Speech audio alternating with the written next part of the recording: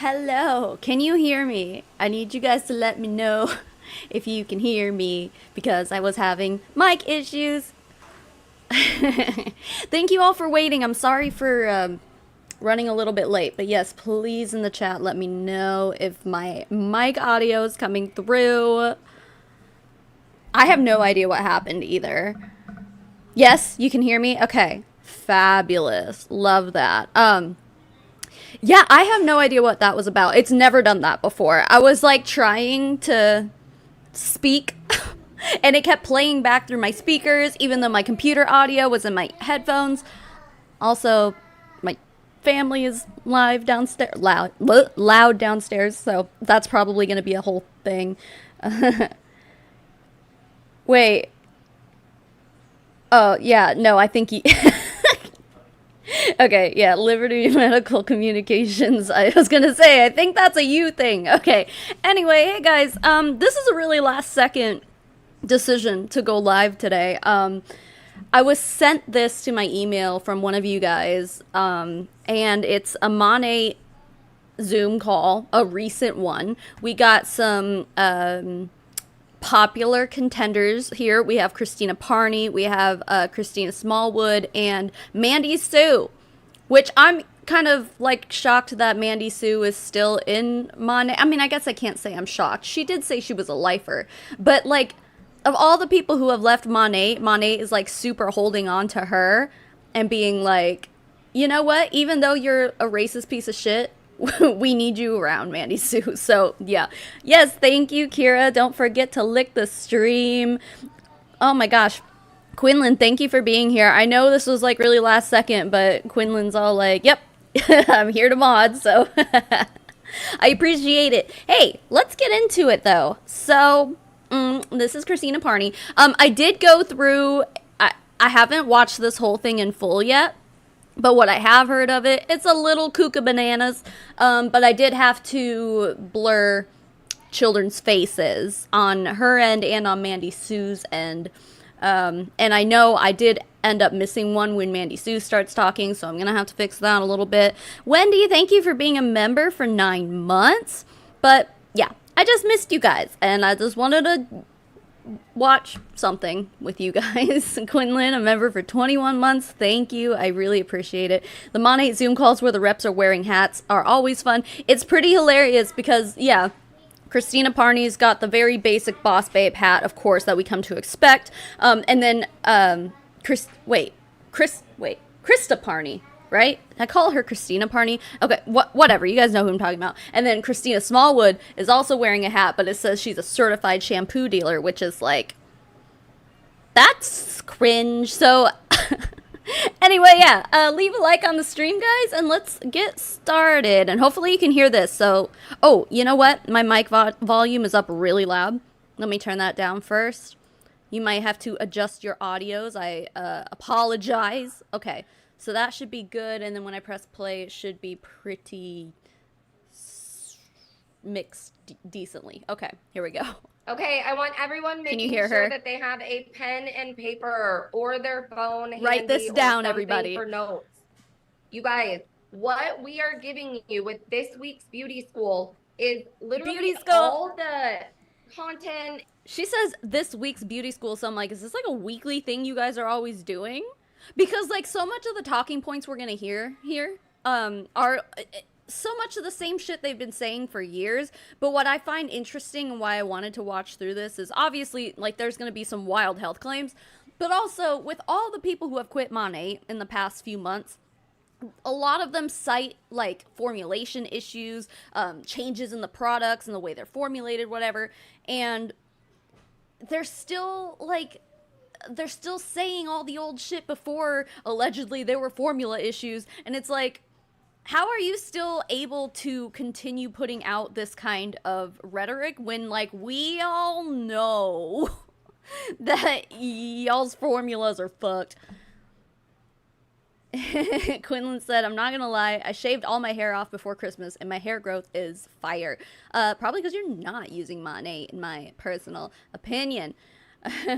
Krista Parney's, yeah, she's hard, but she only is here for like the introduction and then the end. So if she's giving you the ick already, just don't worry. She's not around very much. However, who is around a lot is Christina Smallwood and Mandy Sue, and they, in my opinion, are even more insufferable than Krista Parney. All right, anyway. And all of the things that you need to know about the products, about the business, what sets Monade apart, why our products are amazing, why you guys need these products in your life, why everyone you know needs these products in your life. You guys, we have a super special treat today because we have two of the most amazing mamas, hairstylists, educators, celebrity hairstylists, all the things, you guys. So all the things. Put that on your bingo card. Does anybody know, is Christina Smallwood still a celebrity hairstylist? Because I know before Monet, that's what she was doing.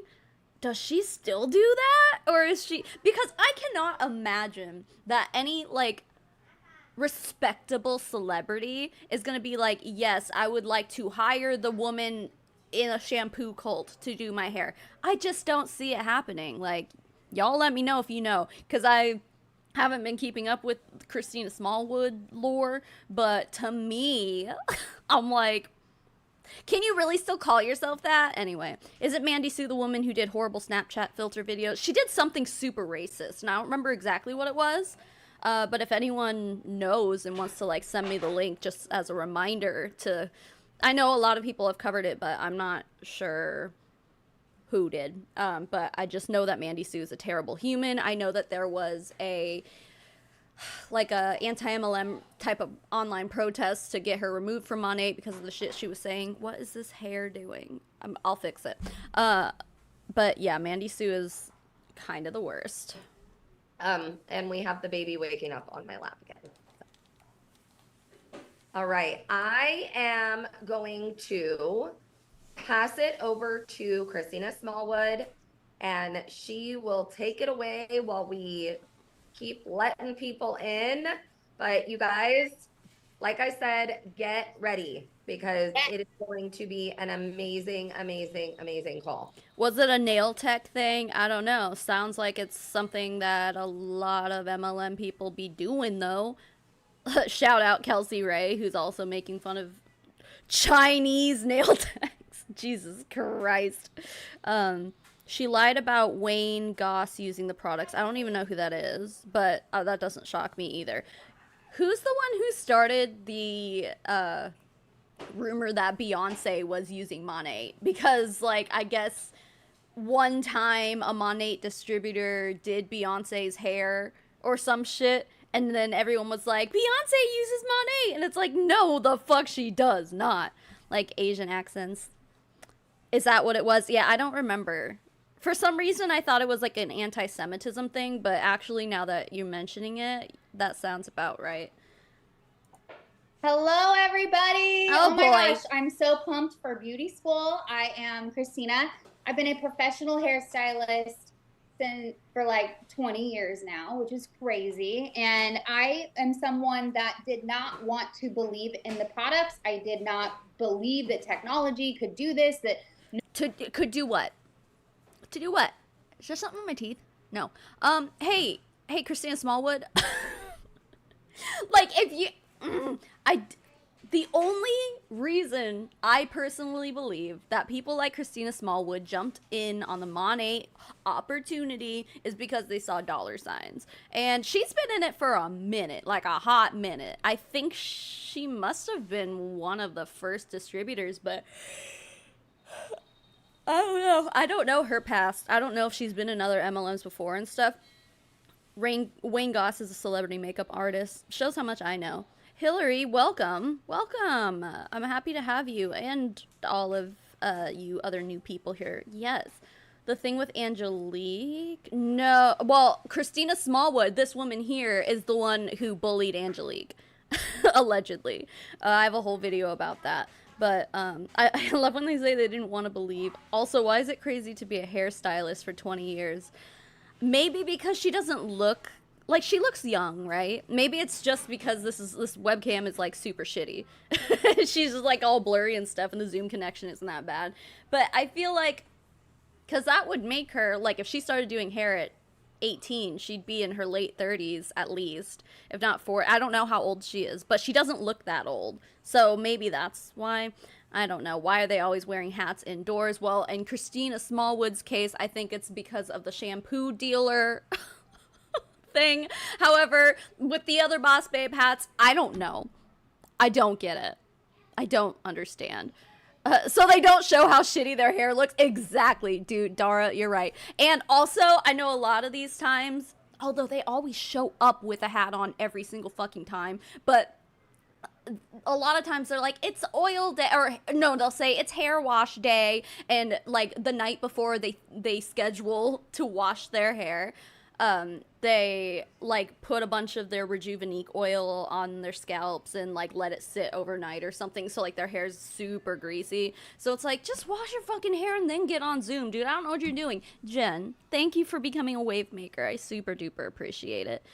20 years in an industry is a great thing if you're proficient and up to date on training and certs as needed. And these people, I'm gonna just come out and say, I don't think they are. If by being up to date on training and certifications means that you're just believing everything that the Erdenettas put out and say this is the science and here it is, like, because Monet does have a lot of studies. And it's been a while since I went through those studies and looked into it, but from what I remember, a lot of it is super biased. One of the studies wasn't even done on a human scalp. It was scalp? That's not a word, scalp. Scalp. And I think, yeah, I don't know, they just did it on like hair, like real human hair wigs or some shit. Rebecca B, thank you for renewing your membership. Tanya, thank you for renewing your membership. Wow, guys, look at all you guys. Hats hide bald spots. That's also true. I guess Arbonne didn't give her enough money to leave the company. That's right. That was a thing, too. I'm not up to date on what that whole situation was. But yeah, I guess Christina Smallwood was advertising Arbonne products on her Instagram stories or something, which is kind of like, that's like bombastic side eye, you know what I mean? It's like, how are you allowed to do that? And why isn't Monet terminating you when they're terminating everyone else? Oh, that's right. Because like, if they terminate you, they basically have nothing. They call this beauty school, implying they're going to teach something, and she says she has 20 years of hairstyling. It's a tad deceptive. It's incredibly deceptive. Kira Keel, thank you for being a member for 18 months. Look at you. Okay, sorry. I just haven't chatted with you guys in so long, so I miss you, and I'm getting distracted by the chat. But we still have a lot to watch, obviously, because this like just started. The way shampoo can do all these things that they say it does, that they say it does, makes you happy, and like, you know, it makes you happy, bitch. Hold on. I was about to take a sippy sip. Hold on.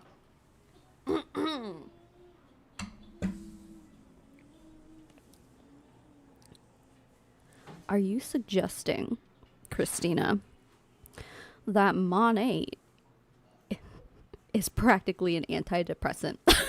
Like, seriously, what are you saying? What are you saying? Are you serious? Dude. My shampoo makes you happy. Like, that's, I mean, she obviously says that as a joke, but like, it sounds like what I took from that is my shampoo makes you happy, aka like, you don't need to be on antidepressants or anxiety meds, you just need to wash your hair with my shampoo. And it's like, the fuck? This just in, shampoo cures depression. Exactly, Nail Ketas. Dude, you know what makes me happy? A good quality regular shampoo. You know what makes me happy? Not being fucking pitched to. And that's another thing that we should probably look at is like, you know what? I'll pull it up right now because I'm curious. I haven't looked into the products prices in a while, and I'm interested to see if they've raised their price. They had to have raised their prices, right? Everyone else has. Monet. Hello. Can you hear me? I need you guys to let me know. Hold on. If you can hear me, because I don't know why my shit is playing. What the hell? Please hold. For some reason, I had it up on a tab. Anyway, I'm a professional. Grace, thank you for joining. All right. I like how like they just have Ray Urdaneta. Wait, that's Ray, right? Or is that Louise? I don't know. The young one. They just have him on their banner. Own a piece of the future. No, that's not a thing. Okay, let's see. Let's blowout spray. Let's products. I just want to see like your shampoos. Hair. No, I don't want to go by concern. Okay, fuck it, whatever. Scalp care. Sorry about my child. $50 for purifying vinegar shampoo. I feel like it used to be $40. I don't know for sure though. How do I? Oh, that's not it. This is okay.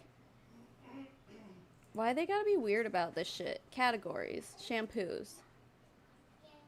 It doesn't have to be scalp care. Come on. Okay, $49, $51 for the black. I think they did raise their prices, right? Own one singular piece of the future. Wow. Hey, Grace, coming in from Ireland. That's amazing. Yeah, I don't stream during the day very often. I just wanted to. Yeah, I feel like most of these, like at the highest price, were like $47 or $49 last time I checked. So they've gone up in price. So that's a thing. All right. What happened here? Let's get back to it.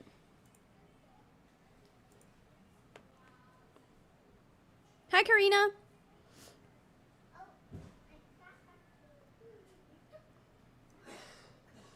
So a product educator before Monet, so like she was educating people on other hair care products, like from different brands and shit. Their website looks like a middle schooler made it.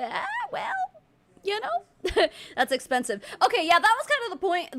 The reason I brought that up, like the prices of their shampoos, because like it was always expensive and stupid, but like I just had an inkling, excuse me, that the prices were just getting higher, which it's like, how are people still buying this shit? $50 for one shampoo? Are you kidding me? That's insane. Grace, thank you for gifting a membership to Karina. Hey! Oh, wait, did the video sound went away? Oh, that's because I had it muted while I was trying to figure out while my voice was coming through.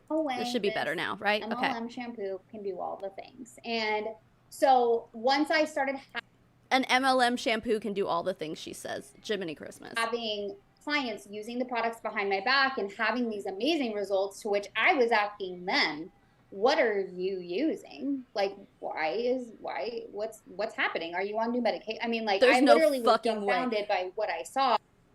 You're trying to tell me that you saw someone using Monat shampoo, and before you even knew what Monat was, you asked them, this must be a new medication you're taking.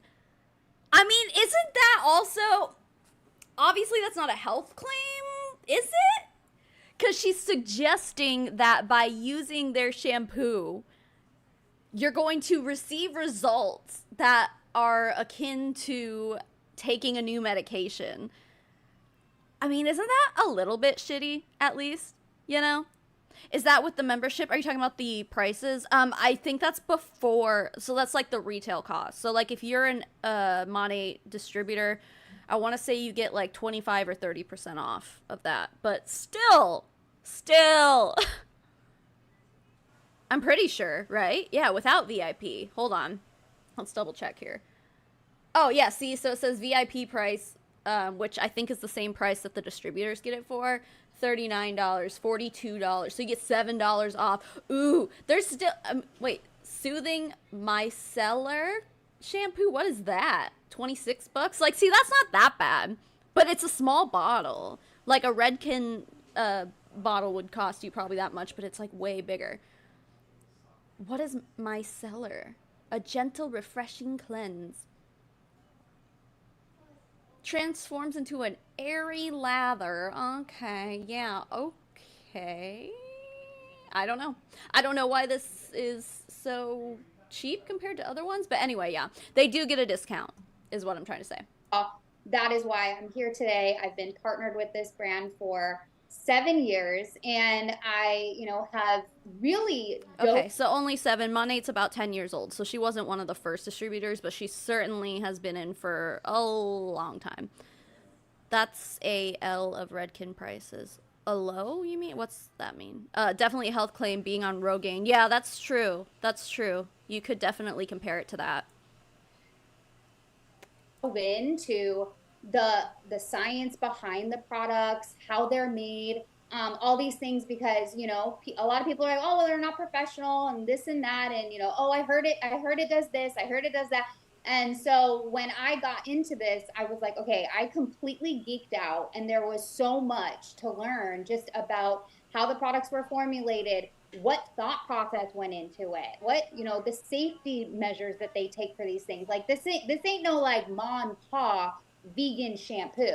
Well, isn't it though? Because it's owned by one family. It's a family owned by the Urdaneta family. Like, this isn't some. I mean, obviously, it's like a giant corporation at this point, or like a pretty. It's not like a hole in the wall, like small business anymore. But like, to suggest it's not a mom and pa shop when it's literally owned by one family, it's kind of like, what are you talking about? This is like they are. Oh, a leader.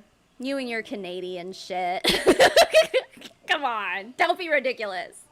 Me as an American, I don't know. I don't know shit. Are like top of the line, ethically sourced, it made with amazing integrity. And there's so many little details that I personally have never seen another brand do that they pour into this. Like what? Putting the seals on it? Like how? Because I think I remember hearing that they're gonna go into this, but they always like make it a big deal when it's like the our products come with a seal over it for your safety. Wait, did she already say that? I don't know. Which is it's just stupid, dude. Like, I understand, but it's like, first of all, they're not even on shelves usually, unless you're like you own your own retail store, or you do like hair washing parties or some shit, and then you sell that way. But like, it's not like you can go into like a Walmart or a Sephora and buy Monat. So it's like, what's even the point? Other shampoos don't do that shit. So, but that's their point. Is like, well, look at how clean, look at how much we care about your safety and your health standards, and it's just kind of like, cool. And so I'm going to kind of go leader. I hardly know her. I know about Monat that are distinct qualities of and things that really truly like blew me away, and many others. So first, there are 5 distinct qualities of Monat. Okay, so in most shampoos, and actually I'm just going to hold this bottle up real quick. Okay, in most shampoos, what you will get, and I remember being in beauty school, and they actually had someone come. You don't learn a lot about topical products in beauty school. You learn more about the chemical processes and how to keep your patrons safe. Okay, you don't really learn about the. That's kind of an important thing to learn, though. Like, why is she saying it like that? Like, oh, you don't learn about this. You just learn about, like, keeping your customers safe. It's like, that's probably a good thing, actually. We should probably be thankful that that's what they're doing in beauty school. I do admit, and I've heard a lot of people say that, like, maybe there could be more product education in beauty school. However, a lot of beauty schools are run by like certain brands. Like, doesn't Redken have their own brand? And like Paul Mitchell has their own. Oh, I said brand, I meant like beauty school. Paul Mitchell is like a huge beauty school, so obviously they're probably going to be pushing Paul Mitchell products. So I guess maybe that's a little bit of a conflict of interest there, because you are really only learning about one line of products. But like, I don't know. I've never been to beauty school. Topical products, because that's up to the cosmetic companies. That's not necessarily something that's a huge thing for your cosmetology license. And I remember though, one day they had someone come in and make shampoo for us, and they set up a bottle and all these glass jars or whatever, and they went like ingredient, like aloe or whatever, like the whatever the front of the bottle usually says. They put that in, and then they go sulfates, filler, and water, like through like almost the whole bottle is water. And so when you do a shampoo test at home with most shampoos, like even as a stylist, I'd be pumping my hand because it's very little like quality ingredient in that bottle and mostly water. So with Monat, the amount of water is actually 20% and then 80% ingredients. Okay, so I know that isn't it's sulfates, right, that make shampoo like fit bubble up or whatever when you scrub it. So like they say that they don't use sulfates, which okay, so if you didn't know, I made a video like maybe 2 years ago or something where I used Monat for 8 fucking months because one of y'all sent me a bunch of Monat in my PO box and I used it just, as a little experiment. And I will say that with the shampoo I did use, yeah, you definitely had to wash twice to even get it to lather a little bit. So, sure, she's sitting here and being like, oh yeah, we don't use as much water as other shampoos, and so it's gonna last you longer, and you only have to use. Oh, sorry. You only have to use a nickel size amount, and then you emulsify. It's like, yeah, okay, but you're also usually, and I think the instructions even say you're supposed to wash twice, like rinse and repeat kind of thing. And quite frankly, my hair anyway, when I was using Monat for my little experiment, did not feel clean after one wash.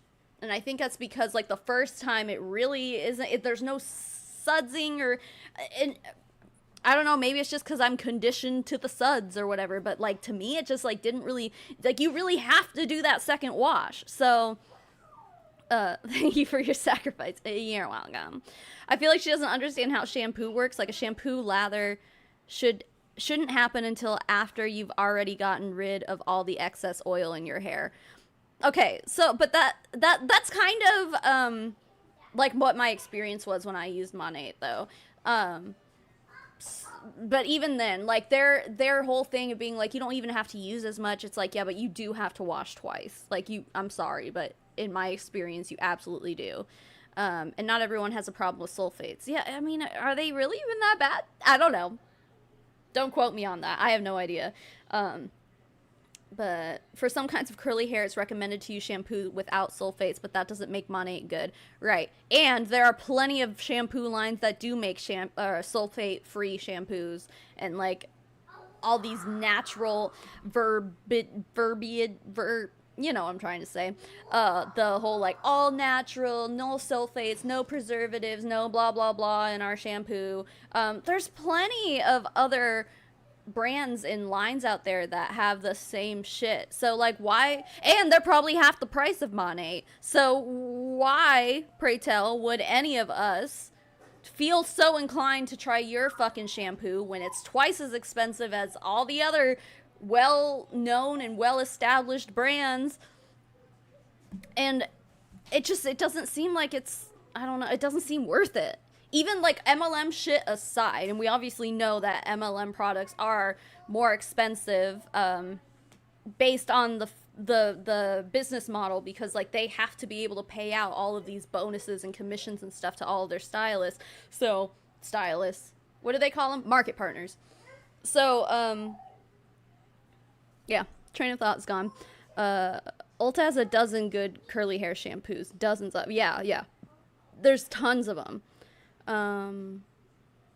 If you have access to it, the Schwarzkopf Bonacure line is very nice, and you can get huge bottles for around $30 Canadian. You have so many other options than Monat. I mean, like, I've bought, I don't even remember what brand I used to buy, because I got a bunch of like shampoos and conditioners in my FabFitFun box like a few seasons in a row, so I haven't had to like buy shampoo in a while.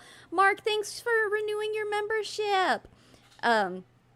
But like it was really nice. I got it from Walmart, and it was like in their more premium brand, but it was only like $7 for a big thing of it, and like I love that shampoo. Like I think it's called Ren Pure, I want to say. I really liked it. So like when I go back to like actually buying shampoo for myself, I'll probably buy that brand again. But like, yeah, they had a lot of great things about that brand. So Yeah, yeah, I don't know much about the whole like sulfate in hair shit, but it's just kind of like I don't know. I still have hair on my head, so I think it's okay.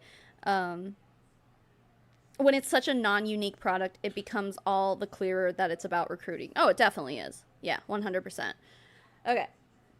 So just know, like, it's very concentrated. So I actually washed wrong the first time, the first couple washes, and I didn't do the emulsification in my hand. Did you guys know that there that you can wash your hair wrong? It's so stupid. It is so stupid. You washed your hair wrong. So it didn't work for you because you washed your hair wrong. Bitch, shut up. Are you serious? Like, what the fuck? I had a Rem Pure conditioner like a few years ago. Yeah, they have a few different products in their line, but I've I think I've tried like maybe 2 or 3 different ones, but it was really nice. I don't know. I like it. Why do you need a PhD in washing your hair to use Monat? Does Monat have a certification thing? Like how Prove It now has like a ketone certification. I can't remember if Monat has one of those. Maybe not, but you would think that they would. I don't know. Oh wait, didn't they have like a Monat like college or something? Or like, well, it wasn't actually like an accredited college, but like there was something, right? I have no idea. Someone in the chat probably knows. And some people will say, like, oh, I tried it, it made my hair feel greasy, or it made me feel like I still had stuff in my hair. When I transitioned to actually washing twice and emulsifying completely in my palm first, and I mean, like, you're making like a campfire. You're making a campfire. You're gonna like start to almost feel it suds up in your palms, and then apply to really, really wet hair. Then you're gonna get the best washes of your life. And I've been a believer. Nothing else has ever touched my hair except for 2 times when I was traveling and I forgot my products and I had to use the hotel shampoo. And oh my gosh, my hair was mad. Like, I was mad. I mean, let's be honest. Anytime anyone ever uses shampoo from a hotel, like, yeah, your hair is probably gonna get mad. Like, I think we can all admit that it's like that's like a emergency situation.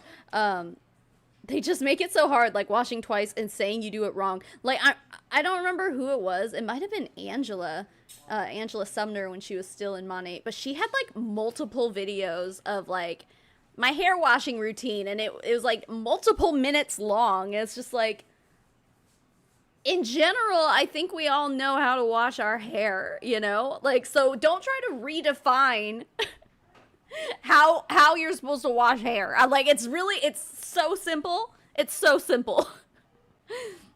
Oh, was it called a PhD program?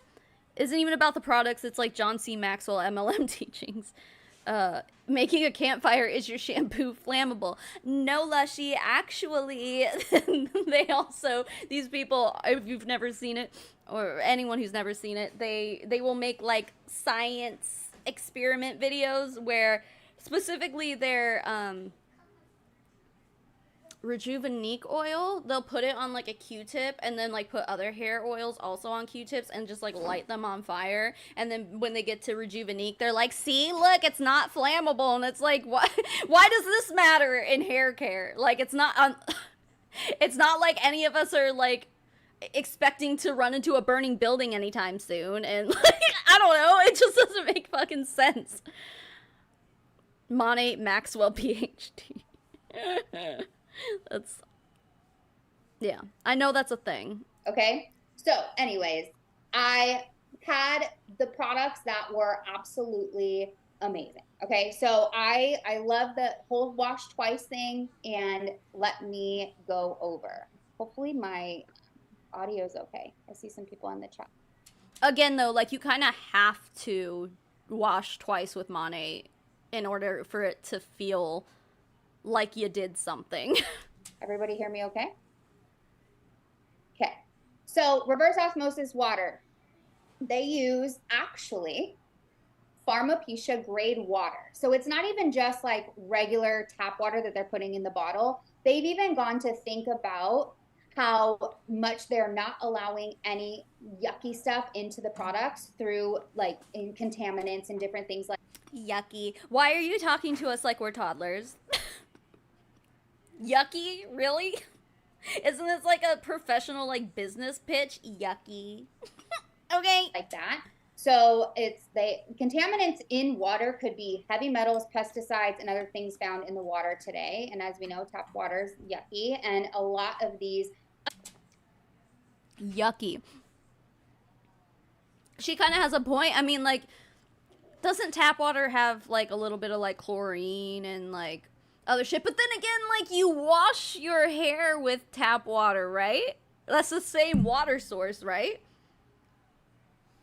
So, like, unless you're washing your hair in your shower with, like, distilled water or some shit, like, I don't see the point in this. Because, like, most of our... I mean, I guess there's, like, hard water and then soft water, and I never know the differences between those things. But, yeah, special water... Yeah, these people are all washing their hair with Kangen. So, distilled water... I mean, am I wrong? Shower... Like, your shower head... and your faucet, your water, like tap water faucets are the same water source, right? The dose makes the poison. Well, in their case, like, even if they did use tap water in one of their bottles of Monat and it's only 20%, it's like that dose of tap water is certainly much less than standing in a stream of tap water rinsing your hair out. Like, oh, my water at home is well water, so it's good.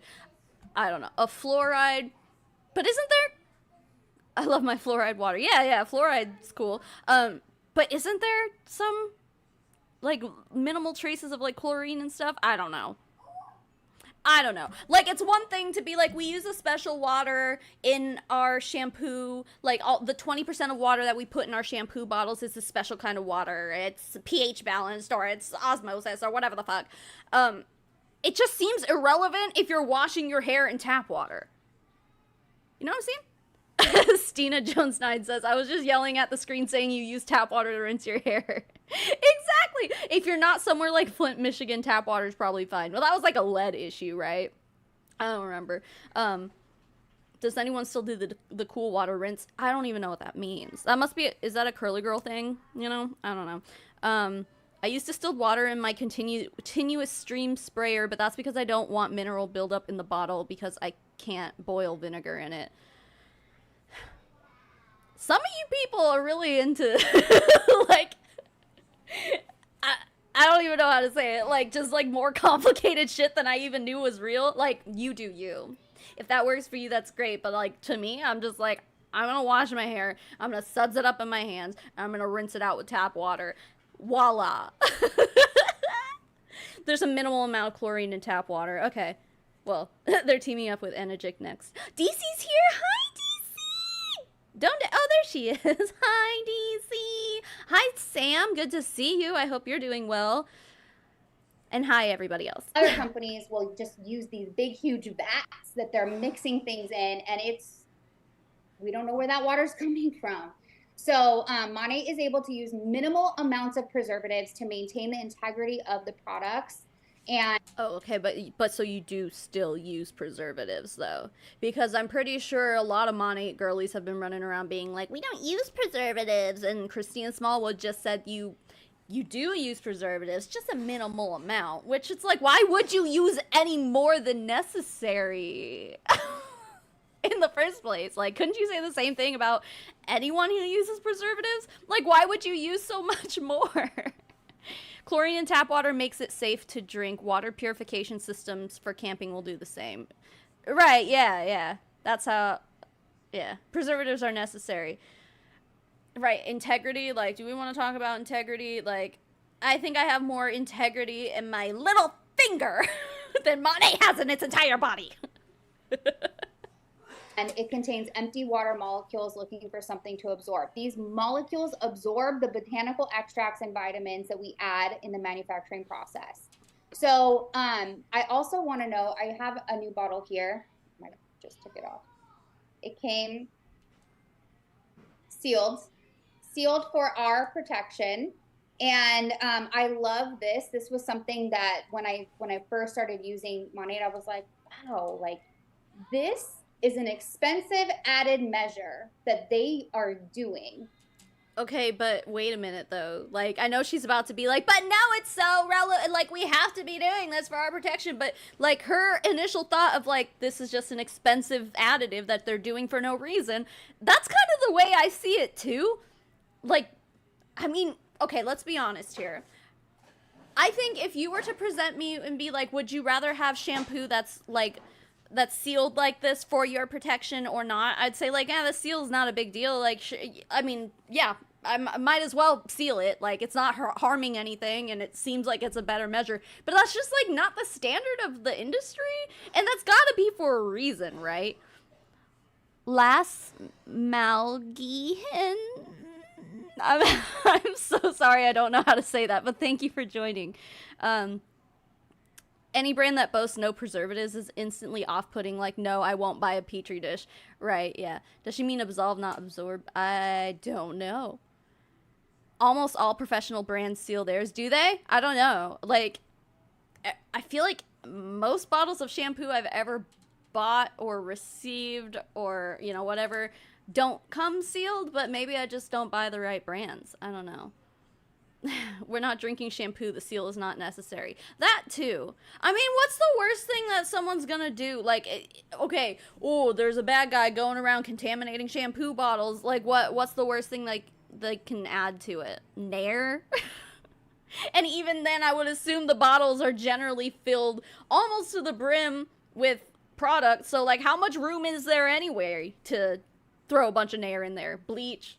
I don't know. Like, not enough to really make a significant issue out of it. Like, I'm just thinking out loud. That's just my opinion. But, like, I don't know. I'm an idiot, so don't take anything I say as fact. To help preserve the quality of their products. And so you'll see it a lot in stuff that's, more vegan or more naturally based, but not a lot in cosmetics, like not a lot in stuff that you're buying. Like if you think about it, how long has a lot of these products that we walk into, the grocery store or the drugstore or Target or wherever, and just those cosmetics are just lined, no seal. Wait a minute though. Are you serious? Like,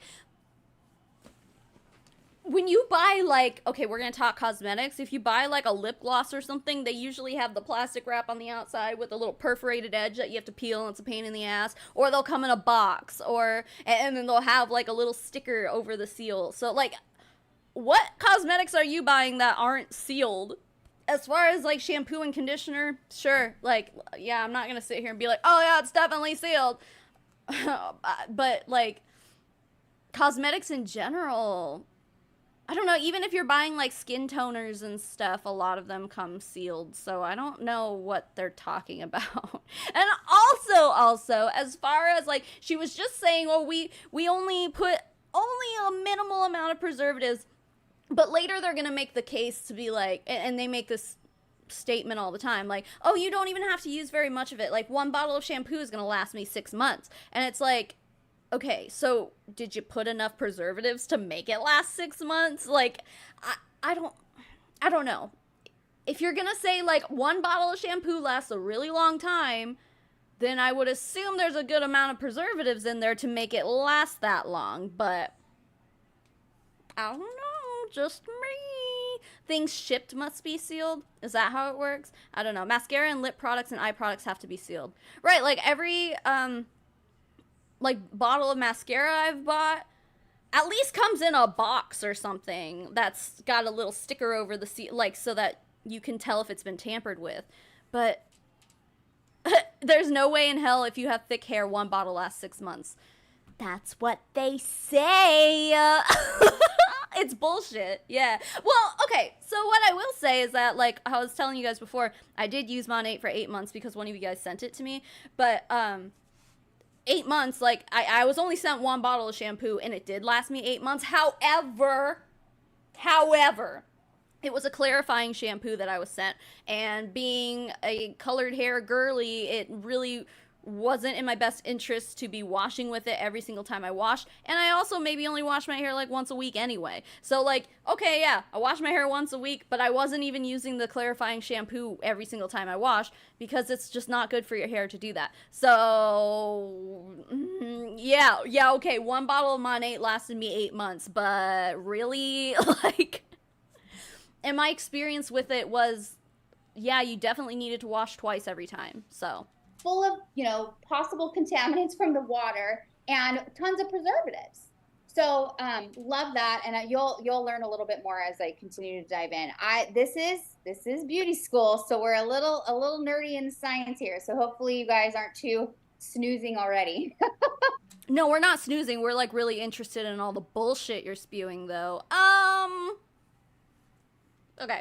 But the food and pharmaceutical grade ingredients, this was huge also, because this just shows how much they are actually willing to go and like truly farm out the best ingredients. You guys learned yesterday all about the Rejuvenate oil and the measures that they've gone to, farm those ingredients, and all about the sustainable, sourcing of each one.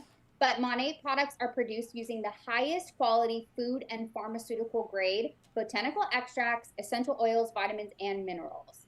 I just feel like when they say this kind of stuff, it like sounds a lot more significant than it actually is, right? Like, obviously, okay, yeah, high quality stuff is probably important, but I mean, I would say, and I don't know this for sure, but like I would assume that like Paul Mitchell and like all the other high-end brands are probably also using like good quality shit, because they're charging a lot for it. So I don't know though. I'm not a professional. So there's no industrial grade vitamins that are found in most body care products on the market today. So most of those things that other... Wait, industrial grade? Is that what she said? What does that even mean? Industrial grade shampoo? What?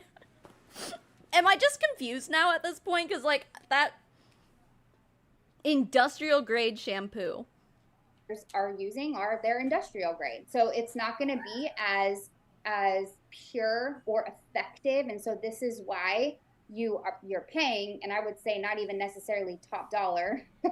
$50 for one singular bottle of shampoo is definitely top dollar, especially when the bottles are this big. No, I wouldn't even say it's top dollar. That's pretty close. Because for how long it lasts you, it's like, okay, you're paying for really, really, really good quality in all of these things. So you're also paying for all of the uplines to get their bonuses paid while they're literally making a paycheck off of the backs of other people. But okay, yeah, don't forget to shove that in there, Christina. Safety testing, you will not find, and hear me when I say this, you will not find another brand that does more safety testing than Monat does. Oh yeah? Prove it. Prove it. No, seriously, I would like to see you prove that. I think you're just pulling that out of your ass. Like, where's the proof of that? They have small batch manufacturing, which if you're talking with someone who is, if maybe you're a professional and you're like, well, tell me how this is better than a professional. I mean, that's typically one element of how professional products are made is small batch manufacturing, just so they can really get the quality assurance. Okay, so are you saying that other high-quality professional brand shampoos also make their shampoos in small batches? So why mention that Monat does that too, if all the other ones do it as well, and they're way cheaper? To me, it doesn't sound like Monat's that unique, So Monat does that, and they test at multiple points along the manufacturing process. Multiple. Yeah, let's just not, is this even, oh my god. It says canva.com at the top, like, is it, I know DC always freaks out about presenter mode, but that's like a PowerPoint thing. Does Canva have a presenter mode, and why isn't she using it? Anyway, I do know for a fact that Canva does offer a spell checker. So why aren't you using that? Process. They actually test at 4 points. And they also do toxicology reviews on each formulation, and they're sealed for quality, like I just showed you. So many, many, many things that go into the Many things. She listed 3. And from what I'm understanding, the things that she was listing are not really unique to Monet. safety. They are never brought to a boil. And I found this one really, really fascinating as well, because again, when you think about those mass produced manufacturing plants that are basically owned, if you really dive into who owns most companies, especially Okay, sorry. I had to fart around with my mic, but oh my god, what did she say? Oh, the products are never boiled. I mean, is that like she's saying it like every other shampoo brand boils their shit, but also like boiling gets rid of like bacteria and stuff, doesn't it? But I don't know. I don't know the shampoo manufacturing product or process, but it kind of sounds like it wouldn't be such a bad thing if they did that. I don't know. I'm confused. especially in the cosmetics world, you will find that it's the, down to just a couple of the same ones. And they're producing a lot of these things in these, huge vats. And boil, you picture, I don't know why I'm thinking of like the movie Batman, like this. I don't know, because you're saying vat, and now your brain is like, vat sounds like bat.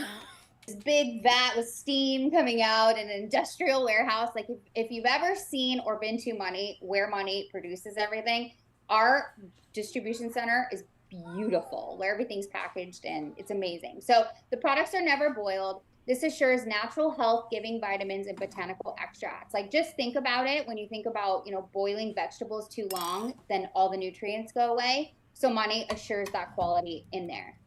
They have high ingredient standards, so our products are manufactured of. Right, Alicia, I've never thought about whether or not my hair products have been boiled. Right, you don't really hear about this stuff, so it's hard for me to like have an opinion on this because I don't know what the standard process is. But also, like, okay, because they use a lot of essential oils in their products, but like essential oils, at least the higher quality ones anyway, are like steam distilled, which like steam is like really hot air or water in the air. Science with Savannah, let me tell you about what steam is. I know. Okay, it's evaporating water that's really, really hot and it's going into the air. Okay, I mean, does that not kill off whatever like botanical whatever the fuck is in like essential oils? So could you say that each individual ingredient maybe had been put at a boiling point at one point? And then, so when you put it all together, then they don't boil it. It's like, but when it comes down to all of it, in the end, it's like, who even cares? Is this an issue? Right, Tanya, I know boiling things kills bacteria and can also reduce in volume as well. Right, because the steam, the water is, it's reducing because the water is boiling out and turning into steam and leaving. Yeah, so wouldn't they almost want to do that? I don't know. I'm not a scientist. Don't take anything I say as fact because I'm an idiot, so. Avoiding the use of heavy chemicals. This is a big one. Ingredients are often led to unwanted skin condition and the goal. Unwanted skin condition. Okay. Anyway, Holly says there was a tuna brand that claimed their tuna won't run black in the can. This made customers think that other brands would, even though that's not a thing. It's just bullshit fear mongering. Yeah, it must be, huh? Interesting. Heat can affect formulas if I'm not wrong. Yeah, I mean, I would imagine it can. Let's see. We have been led to believe if it costs more, it's better. That's also true. If you're spending $50 fucking on a bottle of shampoo. Yeah. How are they concentrating it without boiling? Why is this center aligned? God damn it. DC, you're so wonderful. Tanya says, yes, it can, Karina, but they tell you not to expose to extremes in the finished product. But isn't that because, like, then they can, like, burst out of the bottle, like, if things get too hot? I don't know. This is maybe my Arizona speaking, but, like, if you're storing certain things, like, outside of a cool, dry area, like, they can, yeah, get fucked up and stuff. I don't know. Or they can burst out of their packaging. Yeah, I don't know. consumer testimonials are can be fake and are subjective. Yeah, and that's why, like, with any of these MLMs, you really have to be considerate of that, because, like, all of these people, of course, their testimonials are going to be how great it is, because this is their income. Like, this is what they've decided to align their entire lives with, is this fucking brand. So, of course, they're going to tell you that everything is wonderful. With that, like, it's just not an objective testimonial. Oh yeah, like you said, it's subjective. Exactly. And they're doing it because, you know, they have their own benefits coming from it. That's the word I was looking for. Sorry, my brain just farted. Is to provide products that are as close to natural as possible.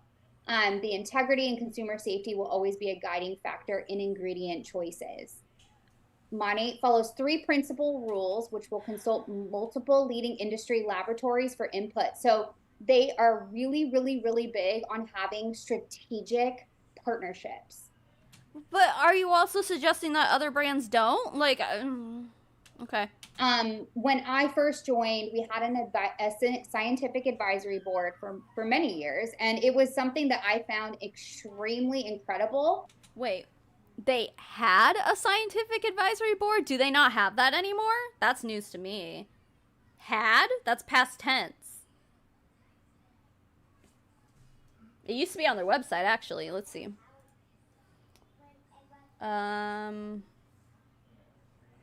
About. Meet the team. Excuse me. Come on, internet. Let's go.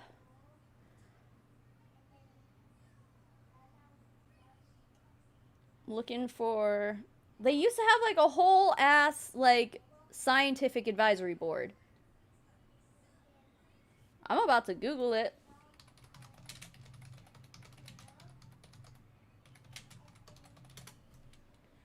Scientific board.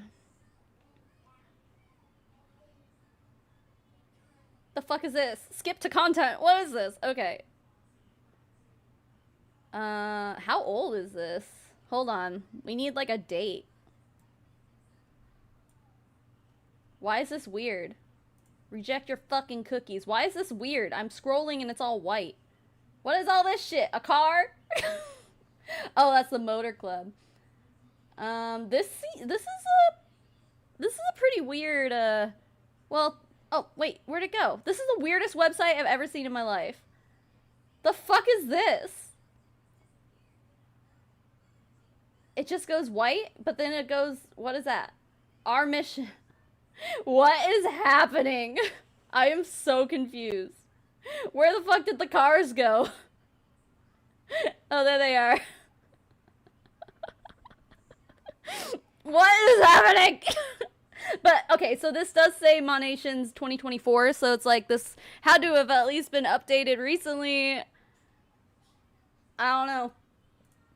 It seems, is this like a, it's on mymonate.com? corp.mymonate.com. It just brings you to Monat. This is where we were. I don't know, y'all, but it seems like it should probably, what the hell? It should be a lot easier to find, because it used to be. Why is it so zoomed out? I don't fucking know. Someone hasn't paid their website designer. I don't know what that was.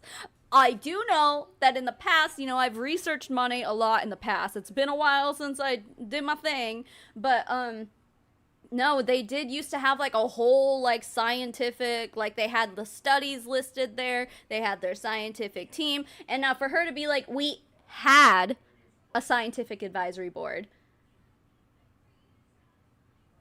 Oh, is now retired. Maybe I should have just fucking let her finish. What? But so why would you, if they're still being innovative and still coming out with new ideas, why would you retire the scientific advisory board? And then why would you sit here on a Zoom and be like, it's Science Corner and we're so scientific? And it's like, not anymore. But even then, when they did have the scientific advisory board, like all those people were obviously on their payroll.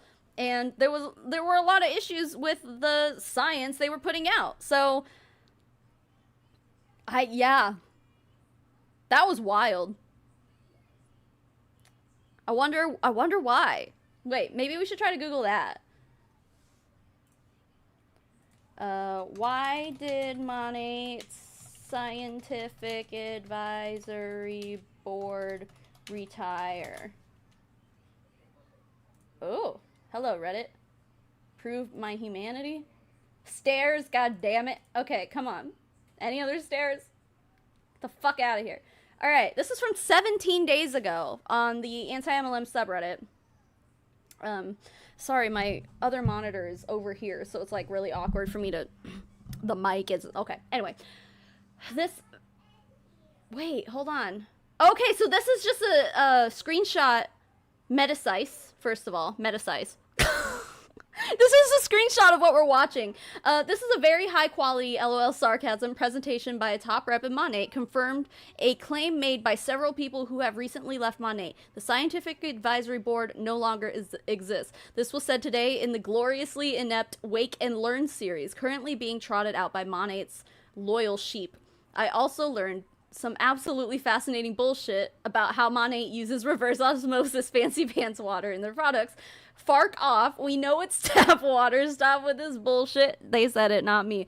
I'm sure they do use... I mean, I guess I can't be sure. I have no evidence to say otherwise except word of mouth. But I'm sure they're using distilled water when they're making their products. Or reverse osmosis, whatever that means. But anyway, reps are so comfortable on camera that they will literally shove their children out of the frame just to keep talking. Oh shit, you guys are gonna see that shit.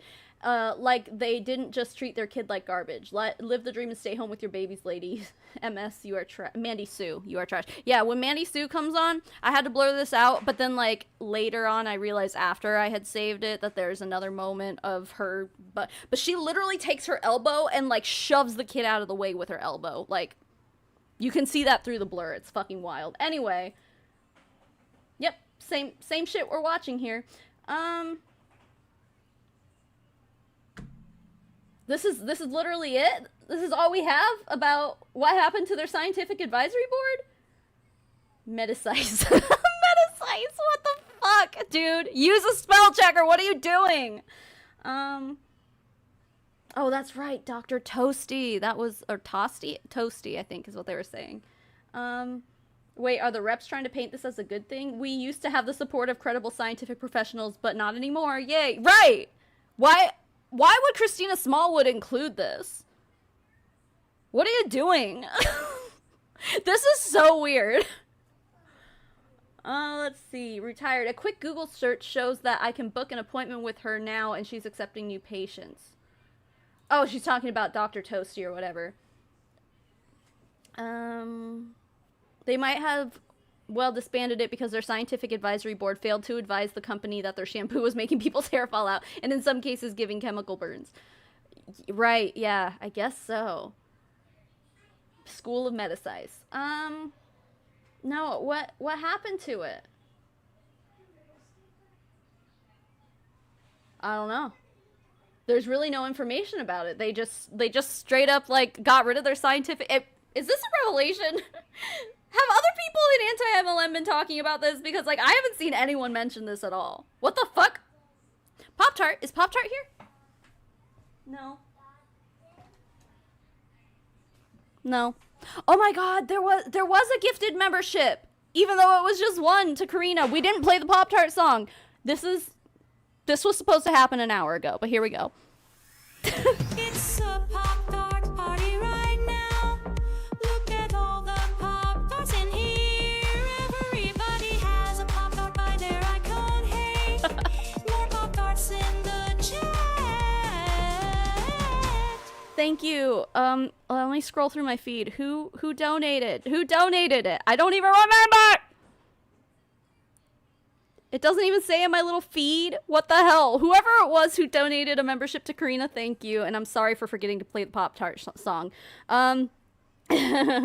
Julie Anderson did. Julie Anderson is such a gift to humanity. I watched her video today that she posted on Instagram. I guess she's like, what was she talking about? Something just ridiculous. She was making fun of how people like advertise their MLM products, and I was like dying. It was so funny. Julie Anderson's amazing. Sean's dancing to the Pop-Tart song. It was Grace. Okay, thank you, Grace. Thank you for doing that. I'm sorry for forgetting. I'm a professional. Okay. Anyway, we can get back to learning about the Miami Miller School of Medicice. That they would take their money and put it into a resource just to provide more credibility and value for the products, including Dr. Anatella Tosti. She has more publications in the hair world than probably anybody else, and one of the most credible, world-renowned. She is now retired, but in 2019. Okay, so that's what they were saying. The Reddit post was being like, that's weird because I can definitely go and like book a appointment with Dr. Toasty or whatever the fuck. So I guess she's not retired from medicine. She just retired from MLM. Mark just gifted 5 memberships. Let's do it again. Let's do it again. It's a pop-tart party right now. Look at all the pop-tarts in here. Everybody has a pop-tart by their icon. Hey, more pop-tarts in the chat. Thank you, Mark, for donating 5 memberships. Look at all these little Pop-Tarts in the chat. Live, laugh, lobster. I don't know why you said that, but I like it. I appreciate it. Thank you. All right. Anyway, yeah. What the fuck? I haven't been keeping up with Jay either. Like I saw someone said that Jay went off about the scientific advisory board quitting recently. So I don't know. Maybe if when we get to the end of this, if we have extra time, maybe we can lurk on Jay's shit. I don't know. We did a presentation of Monate's safety test results, and it was called the World Congress of Hair. It is where the dermatology world and the hair world come together, and they have all kinds of presentations. I do remember researching this at one point. It was years ago. Obviously, this was 2019. Like, they used to use this World Congress of Hair shit. Like, I wonder if it was in my 3 Monutsketiers video that we were talking about this, like, where I was researching it. It was years ago. But, I think what it was, okay, don't quote me on this, but my little gears in my mind are working here.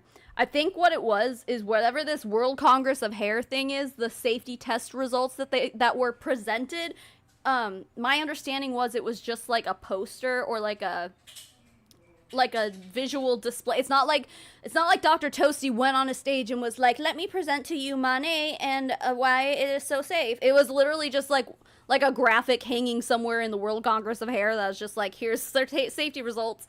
Or maybe it was just like a framed, I don't fucking know. I didn't see a picture of it or anything, but my understanding is that it wasn't even like formally presented. It was just like there. Featured, I guess. I don't know. Jay is so close to getting anti-MLM and even crediting what's been said. He's been really cool, but then he's all about Amari. I know. And it's hard. Like, I want to give people time and space to be able to change their views and stuff, and I think Jay's been doing really well at that, aside from, of course, joining another MLM, but I think he's at least recognizing the problems and admitting that they're a thing. The issue is that now he's getting, like, re-brainwashed into this other MLM that's like, we're not like other MLMs, even though every MLM says that. Anyway, yeah, I don't know. Because lobsters molt, they live a long time. Oh, is that why they live a long time? Because they're molting? Interesting. And like meeting of the minds and presenting, you know, what's the latest and greatest. And in 2019, Monate's safety test results were not only presented, but very, very, very well received. This is public information. You can Google it and find the article. It's really fascinating. Again, I did research this in another video. I think it must have been my 3 Monutsketiers video. I had like really short yellow hair at the time, so definitely go watch that if you need a refresher on all this, because I'm pretty sure that must have been where I researched it. I have a whole playlist of Monate shit, so it's in one of those videos. All the elements of things that were presented and just how legit Monate is and respected in that regard when it comes to dermatology and the hair world. In 2022, they announced a very exciting partnership with the University of Miami Miller School of Medicine, in just more conjunction and focus on the scalp, just like you heard Ray share on the oil call yesterday. The scalp focus, and wait till you hear from Mandy Sue. She's going to blow your mind when she talks about the scalp and all. She's gonna blow your mind with all her racism. All things scalp. But it really is just what we are seeing, the major focus of our industry going into. And so it's a big deal. And the fact that we have this partnership and, you know, are working to further that partnership and continue that agreement with them, it just shows me where Monate's heart is at. They could easily close up shop and be like, all right, we got our products, we're good, let's just sell this thing. These things aren't broke, we're not going to fix them, they're amazing. But they're like, no, we want to stay on the forefront of science. Are we sure it's not because they're just stubborn assholes? Like, it's really interesting that she even brings this up. That she's like, you know, Monat could just close their doors if they wanted to, but they don't. It's like, oh, gee, I wonder why. Like, why are you saying that? Is it because they've probably been considering that in the past few months? Because, oh, I don't know, they're being sued by their ex-vice president? Or just president? I don't remember if he was the president or the VP. I think he was the president, Stuart McMillan. He's being sued by them, and also a less serious lawsuit brought on to them by Tony Van Schoik. They have years and years and years of history of their products like harming people, and they've had a class action lawsuit against them for causing hair loss and shit like that. Like, it's really interesting. Oh, you know, Monat could just close their doors. But, like, why would they do that? The Urdanettas need to make money. And the way they make money, they own the manufacturer. I forget what it's called, but they own the manufacturer that makes Monat's products. So they get a kickback every time they manufacture the products. And then, obviously, they own Monat, too. So they're just, like, bringing in... They have to be able to fund their lifestyles. The Urdanettas are not the kind of family that's just going to sit back and be like, well, we did make a lot of money, I guess we're done. No, they're greedy motherfuckers. Like, no, of course they're not going to. And it's not because they just want to keep making a good product, because allegedly, according to a lot of people who have left, they're saying their products have gotten worse and only gotten more expensive. And the formulations are now worse. Using lower quality, whatever the fuck. I don't know. That could just be a bunch of people who are bitter about the company closing and all that shit. Like, it could be that. So, I don't know. And so we are working diligently to focus on continuing our partnership with the University of Miami Miller School of Medicine. This is very, very, very exciting. Oh, and then there's a little screenshot for you of the safety test results at the World Congress of Hair. Businesswire.com, isn't that a website? I'm trying to like remember, but I think businesswire.com is a website that you can pay to publish your own articles on it, right? Yeah, because it doesn't say, there's not like an author on this. Pippi, you want to say hi? She's purring. Oh, what a good kitty. Yeah, I'm pretty sure they paid for this article. Like, it's not like just some, oh, well, this is so impressive that, like, me as a journalist, an independent journalist, needs to write about this awesome thing. No, like, I'm pretty sure they just paid to have this article published to talk themselves up. Pretty sure. But basically, I mean, there's a lot, you know, that we can say and unpack about these amazing products. I think one of the greatest things that I found was just, it's so problem specific, and there's something for every single hair type. When I first was introduced to the products, I had like, you know, my hair just would break off or all around my crown. Like, think Paris Hilton 2002, Britney Spears 2002. Like, my hair just wouldn't grow. And so just to like be able to have hair that moves around me, I'm like, whoa, these products are absolutely amazing. And there's something for every hair type, every hair texture. We'll kind of get into the little bit of that at the end, but I'm going to pass the baton over to my lovely co-host today, And honestly, she is someone that when I had joined, Mandy was one of the hairstylists that was doing Monat, and I looked to her I had so much respect for her and what she was doing. High altitude potatoes, yeah. I thought it was something about potatoes that Julie Anderson was talking about, but I was like, maybe I'm thinking of something else, but no. Yeah, that's what it was. That's so funny. She's so fucking funny, dude. I was gonna say something else, but I forgot. And just admire her greatly. So this is such an honor to get to do this with you. Oh my gosh, Christina, I just adore. Here she is. This is Mandy Sue. I think people were saying, I know that she had a really big controversy as far as her being a fucking racist goes, to the point where the anti-MLM movement was like kind of petitioning Monat to kick her ass out because she's a bigot. That obviously didn't go through because she is still here in Monat, isn't she, Pippi? And yeah. So that's Mandy Sue. She's still, oh, Pippi! She's still in it. She's still doing things. Yeah, so she's gonna have a kid pop up in this corner right here in a second. I blurred it. And you can clearly watch her elbow her kid out of the way. And then after the blur goes away, I'm going to put it on the, wait. Nope, not that one. Hold on. I'm gonna put it on this one because I left out a part where her kid pops back in that little corner again. So I don't want to show anyone's kids' faces. So, but in the meantime, here we. Oh, Laura Mack, thank you for gifting a membership. BJ Puck, look at you. You got gifted a membership. You know what that means. It's a Pop-Tart party right now. Look at all the Pop-Tarts in here. Everybody has a Pop-Tart by their icon. Hey, She's purring. more Pop-Tarts in the chat. Now this is Pippi. I don't know where the true one goat of Pop-Tart is. She's probably just downstairs chilling or something. But thank you very much, Laura. You have a tiny rodent in your bathroom. Is it a nice rodent? I just want to hear the Pop-Tart song again. It's a pretty good song, man.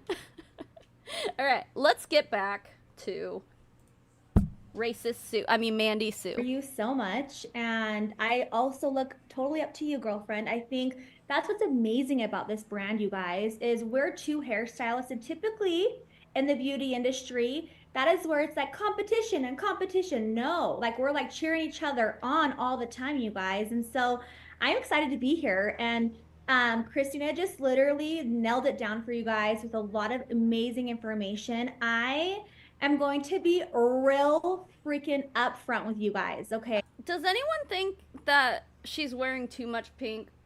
She's got pink eyeshadow, pink lipstick, and a pink blazer. Is this too much pink? Maybe I'm just being a hater.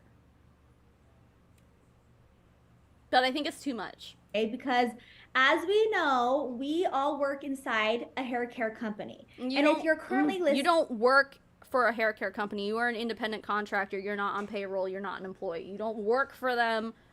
You're just contracted by them. Listening and watching and learning, and you don't work inside the hair care company now, I want to encourage you guys just to kind of listen to what we're about to say, okay? So watch her. So she pushed him. Christina kind of tapped a little bit into the elbow. Like, the big brands out there, bitch, right? Are you like serious? There's big, huge brands that own all of these companies. Okay, I'll put it back to I'm gonna actually get real and raw with you guys and down to like the nitty gritty of truly. Okay, go see that. Truly. What it really is inside of this actual beauty industry world. She elbowed him again, but I didn't want to show his face. But yeah, literally, I mean, we all saw that, right? Please tell me you all saw that, and I'm not just like making a big deal out of nothing. She literally goes, for real. I can't. Like, does she not have someone else living in her house that can be like, hey, child? Because, like, I got 2 kids downstairs right now, and they love coming up and seeing what I'm doing while I'm up here. But, you know, dad's downstairs making sure that doesn't happen. It's like, it's really not that hard. When you're working to have someone else maybe just keep an eye, make sure your kid doesn't pop its face in. Too much pink. Trixie Mattel is coming for you. No, not Trixie. I love Trixie. She elbowed her kid. Yeah. I mean, it wasn't like a like a jab. It was just like literally using her elbow to like push him out of the way. Like, physically push him out of the way. Fucking wild. Your Zoom call is not more important than your kid. Hard agree. But in that case, it's like that kid, obviously you guys couldn't see him, but he had to have been at least like maybe 5 or 6 years old. That's what he looked like to me anyway. Pretty sure he's old enough to follow directions. If you say, hey, you can be in here with mommy, just be quiet and stay on that side of the room so you're not, you know, don't disrupt me, but you can be in here with me. Or be like, you know, if there's another adult in the house who can be with him. Oh, daddy's in the other room. Like, how about you go hang out with daddy for a little bit? You know, like, it's really not that hard. Instead, she's just like, lets her kid just like, all willy-nilly, like, woohoo! And then she has the fucking nerve. Holy mackerel. I still have cat hair in my mouth. Thanks, Pip. Okay. Anyway. Okay, so I've been doing hair for a very, very long time. Like Christina, I've been in the industry my whole life. Since I was a baby, I watched my mom do hair. And then, I know. I don't hate her blonde money pieces. Like, I get what you're saying, because it's, like, really not that much of a distinct difference. But I don't hate it. I'm not mad at it. Grew up saying I would never do it because I saw the exhaustion. And then I got into Monet, you guys, 10 years ago. I've been doing it 9.5 years, fully immersed in it. And I'll tell you what, when I decided to say yes to the company and put both feet in and run really fast, because I was like, hi, we can make money while we sleep. That's cool. I want to learn how to do that. Okay, so you fell for, like, average, in my opinion, pyramid scheme marketing. Just being like, oh, yeah, you don't even, it's passive income. You don't even have to do anything. Just recruit a bunch of people and they'll make all the money for you. It's like, oh, so you just, like, gave into that. Cool. Right? So the beauty industry in general, you guys, for years upon years, and I'm so glad that I know this knowledge now, and I'm glad I can teach you guys this now. But you guys, I'll be real honest with you. I, as a hairstylist, have been very, very disappointed for years upon years. So when COVID hit, I started really digging a lot deeper into truly like scalp health. I mean, I've been doing it because Monet has been an opportunity for me to learn and become a scalp health educator. Isn't it really interesting that, like, okay, so this is someone who's been in Monet for 10 years, almost 10 years, and she pronounces it Monet. But then, like, we just had Christina Smallwood, and then I think Krista Parney even says Monet. And, like, I'm sorry, but, like, phonetically, it should be Monet because it's modern nature. So, like, the fact that, like, these people who have been with the company for so long, they all can't even agree on how to fucking say it. Like, it seems pretty obvious to me, because, like, Monet, modern nature, like, that's how it should be. But, like, they all say, like, some people say Monate, like, modern nature. No, that's not it. I don't know. I'm just like, why can't you guys just agree on it? And that's today what I do. I own Scalp Facial Lounge. I do a beautiful process up here in Utah. Our headquarters are here in Utah, and I teach hairstylists around the world how to become better inside the industry.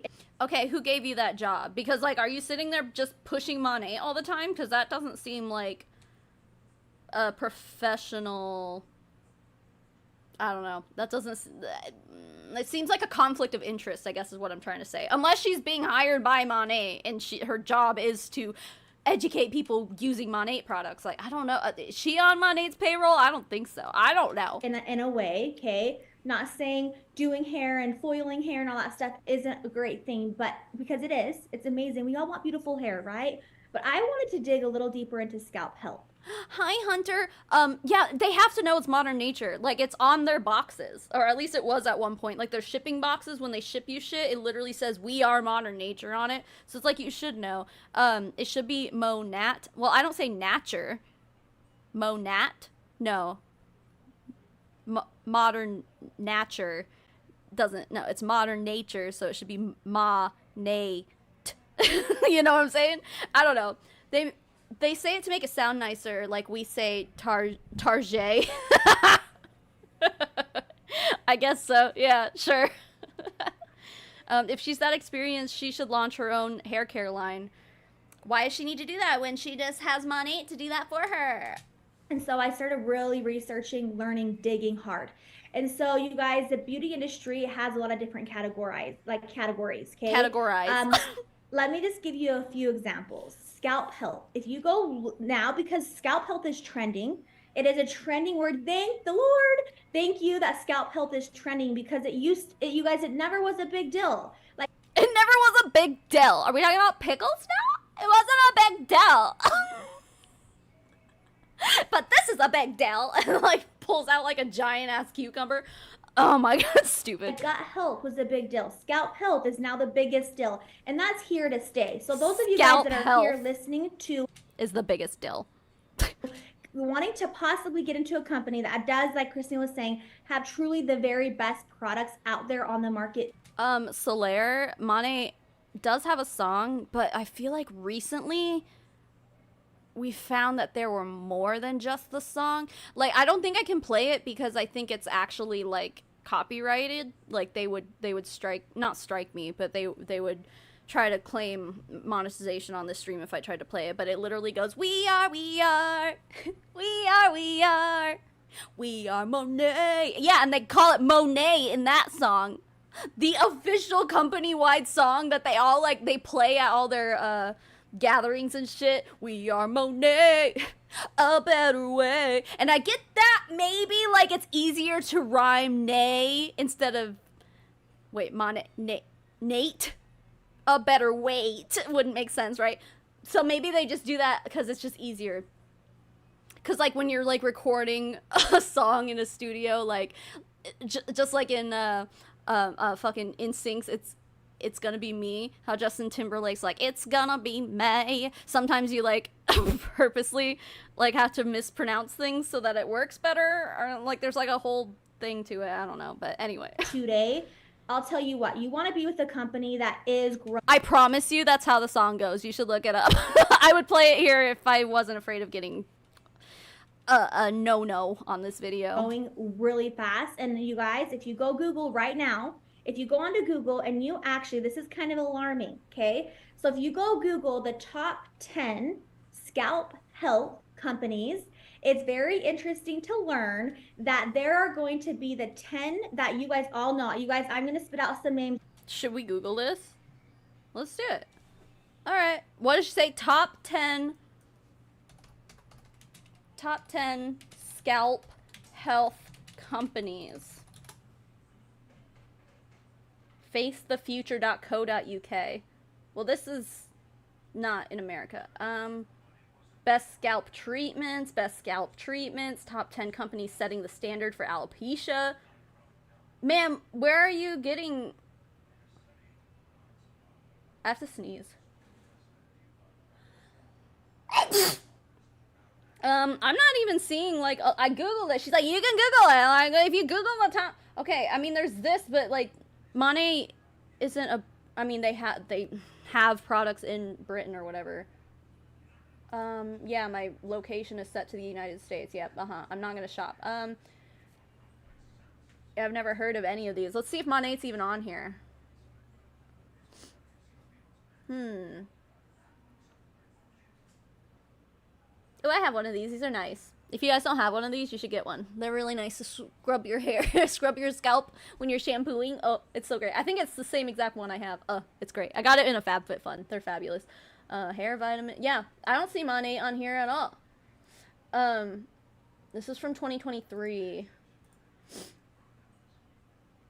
But yeah, I mean, it doesn't, I'm not seeing, like, except for that list from facethefuture.co.uk, I'm not seeing, like, a actual, like, list like she's suggesting that there is. Real quick, because all of you guys know these brands, okay?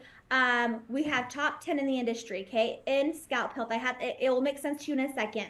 We have Olaplex, we have Babyliss, we have GHD, Paul Mitchell, Davinis, Wella, Redken, Moroccan Oil, Beauty Works, and Remington. Okay, none of those, I don't think any of those were on that list that we just saw, and I didn't find whatever list she's talking about wasn't on Google. So where did you get this from? Yeah, source, trust me, bro. Savannah, that's what fingers are for. Why do you need a scalp scrubber? Because the scalp scrubber, and listen, hashtag not spawns, but I love this thing. It's like I only got 10 fingers, right? Some of us have more, some of us have less, but most of us only have 10 fingers. And it's just like, it's more precise. They're in like points. So like, and my fingers are really like, I have man hands, so they're very nubby, like, you know. But this one, this little scalp scrubber is like, they're in little points, and there's more of them, and they're like silicone, so like they move, and yeah, I don't know, they're great, okay? I love my scalp scrubber that I got from FabFitFun. Top 10 scalp health companies. Okay. Holly, I have this set at a incognito window, so it shouldn't be basing things off of my history, right? I don't know. Blows my mind because that is very not true. It's not scalp health related. Then when you go Google the #1 premium hair care company in the world, it will say Monet. No, it won't. Let's see. Let's see. Well, unless it's from like Business Wire or some shit. #1 premium hair care. Did she say company or brand?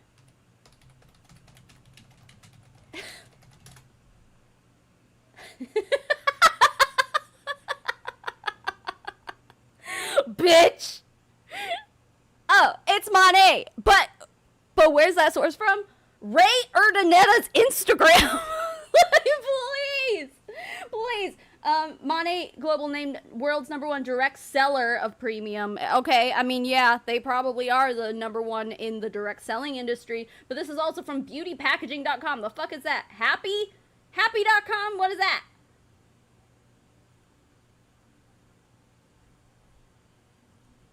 So yeah, I guess if you look into Google and search that very exact phrase. But see, okay, all right, hold on, let's go back. Because one of you guys was saying it was Paul Mitchell, like, what would you say most popular hair care brand in the world? Here's the top 10. Oh, hey, guys, wait. I think this is the list that she was talking about. From beautypackaging.com. Top 10 hair care brands in the world. But this isn't based on scalp health, because she was saying this is scalp health. But look, these all sound... What the fuck? Yeah, Olaplex, GHD, Babyliss, Paul Mitchell. This is the exact fucking list that she was reading off of. So, that's it. That's the... Olaplex is #1 this year. When was this? This was 2022. So, Olaplex was #1. The brand boasts over 1 million hashtag mentions on Instagram, close to 18.5 million Google searches in the past year, an increase of 21%, and a huge Instagram following of 2.3 million. It's followed by GHD and Babyliss. Here we go. Most popular hair care brands in the United States. Head & Shoulders, Pantene, Herbal Essences. I mean, this is just the United States, but, Monet's not even in the top 20. That's really interesting. But hey, if you Google #1 hair care brand, premium hair care brand in the entire world, then yeah, you're going to get Monet, because that's a very specific search term.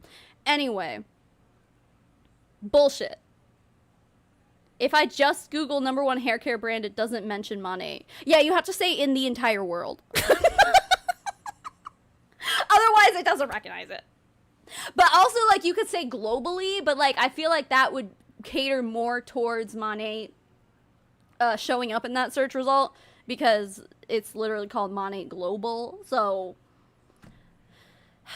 it's called SEO, fam. So, search engine optimization, right? That's what it stands for. I should know this as a career YouTuber. But, yeah, they definitely did that. Hey, just search this. Oh, wow, yeah, it is Monet, I guess. It's true. Okay, yeah, if we're using Ray Urdanetta's fucking Instagram as a source, sure. My God. Search highest rated. Yeah, see, that would probably come up with new shit, too. Thank you, Valerie. Scalp scrubber invigorates the scalp, less hair loss, healthier hair, in my opinion. They work well. Yeah, I've had a great experience with mine. I need to be sponsored by a scalp scrubber. Thank you, Honey Brittany. That's so kind. Look at all the kitties. When I say number one, they mean most Googled. Not always a good thing to be Googled a lot. That's also true. Sourcing a CEO's Instagram is wild. It's a cult. I'm just gonna say it. It's a cult. Okay, this is a huge deal. And it A is huge very pickle. true. You guys, we have been #1 premium hair care brand in the world. USA, Canada, Europe, UK, Australia. That's really, really interesting that you say that, because we literally just Googled it and found no mention of Monet on any list. And the only place we found it is by Ray Urdaneta saying it and on some, like, random fucking blogs. So, like, where's the proof? Show us the proof. I want to see the proof. Like, what are you getting this from? Are you getting it from the DSA, the Direct Selling Association, saying that, yeah, Monet's #1 premium hair care brand in MLM? Oh, yeah, I believe that. I'll take that. Sure, yeah. Yeah. The cult leader says it's best, so it must be true. Right. Clearly. And scalp scrubbers do feel very good. I agree, Chelsea. The dill is so funny to me. I know, it's cracking me up. It's a big dill. Like, I don't mean to make fun of the way someone talks, but she kind of speaks normally otherwise, but for some reason she says dill. Big deal? No, big dill. It's a big dill. I have Alexis, oh my god, what is their last name on that fucking show? Ew, David. Love that journey for me. Alexis. I'm like, it's because I've been watching RuPaul's Drag Race, and there's Alexis Mateo on there, and that's the only word that's in. So there's David. Rose. Duh. Rose. I'm an idiot. But, like, Alexis Rose, she talks like that, so it's kind of fitting. Ew, David. And we have that title. The #1 world premium hair care company that's the fastest growing in.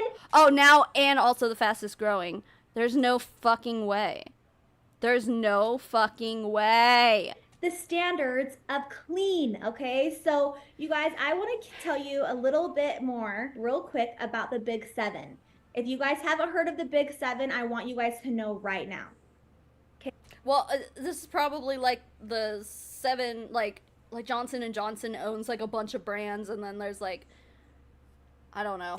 But she'll probably tell us, but that's probably what she's talking about, right? There's like seven companies that basically own everything. That's probably what she's talking about. Okay, Big 7 is owned. They actually, okay, so the Big 7 consists of L'Oreal, Johnson & Johnson, Estee Lauder.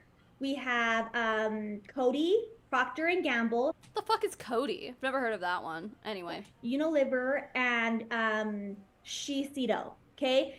I don't know that last one either. These 7 brands own these big companies. And this is very important for you guys to understand this, because Monat owns Monat. Actually, the Urdanetas own Monat. And they also own the manufacturing Alcora. I think someone was saying it in chat, and I know that's a thing, but I thought there was like another name for whatever the manufacturing brand is. I forget what it's called. It's in the Stuart McMillan lawsuit, but yeah, like, so Alcora is basically the brand that owns Monat and whatever the manufacturing shit is, but it's all owned by the Urdanetas. So she's basically trying to make this into, like, her narrative is every shampoo brand that you ever own or buy ever is going to be owned by one of these 7 companies. And since Monat is also a professional, high-quality, #1 brand in the whole wide world, and they're not owned by one of those companies, then that makes it special and that makes it good. But that doesn't make sense. That is the most, like, illogical, like, fuck it, man. Like, I'll make my own goddamn shampoo and be like, well, I'm not owned by L'Oreal, so what's up? I'm owned by me. And it's like, but I don't know how to fucking make shampoo. It's gonna be the shittiest shampoo you ever bought. But I'm not owned by L'Oreal or Paul Mitchell, so buy my shit because it's clearly better. It's like, what the fuck are you talking about? Ma'am, you can't even pronounce the brands correctly. Maybe that's why I didn't know what it was. How cool is it when you can learn I that, heard they Monet? were the fastest sinking ship. That's for sure. Yeah, that's something that they should tag on to their brand, because that's true. But I don't think that Monet is interested in what's actually true. Senior Louise and Ray Ardernetta, family owned, own the company with our own manufacturing facility, with our own distribution center, with your own facility that you can go watch the actual company pour our product into the bottles with our own eyes. I mean, you can do that at like any shampoo factory. I mean, I don't know, maybe they don't offer tours or whatever, but like, what do you think these other brands are doing? They're just like snapping their fingers and then all of a sudden their bottles are full? Like, no, I'm pretty sure if you work in the factory, you can go watch the product be squirted into bottles also. That's not unusual. And also, I'm sure if someone like me showed up to Monet's headquarters or manufacturing, whatever the fuck, and said, I would like a tour, please, they'd be like, not you, bitch. Get out. Are you a Monet market partner? No? Then leave. I don't know, that's what Young Living does. They only like offer farm tours to Young Living partners last I checked. But maybe they changed it. I don't know. You won't see that with big companies, okay? So I want to just give you a few things here why this is, for years upon years, I've been disappointed as a hairstylist in these products. So if you right now, you guys, are currently purchasing your product from Sephora, okay? Let me just tell you what Sephora has. They have L'Oreal, okay? So L'Oreal. I mean, but is she gonna get to, like, why these brands are bad? Like, obviously, I'm sure there's plenty of shit. Like, Johnson & Johnson, I think, because they own, like, a lot of, like, baby products and stuff, and I feel like they were, like, recalled for, like, the lotions or the baby shampoo or something at one point was recalled for whatever. Like, those things happen. Yeah, okay, and I'm not gonna sit here and defend those giant companies either, but, like, just saying, oh, well, these companies are owned by the big seven, that doesn't tell me why that's a bad thing, you know? Are you gonna explain to us why that's a bad thing? We'll see. Actually, this is where I'm like, oh, I'm so glad I listened to my heart and said yes to Monet, because I was about to sign on to big contracts, and I was in big contracts. I was in contract with Olaplex, with Redken, with Schwarzkopf, with Joy, all of these brands. You guys, if I have been in the industry to learn the very best, and for you to know that I do this business.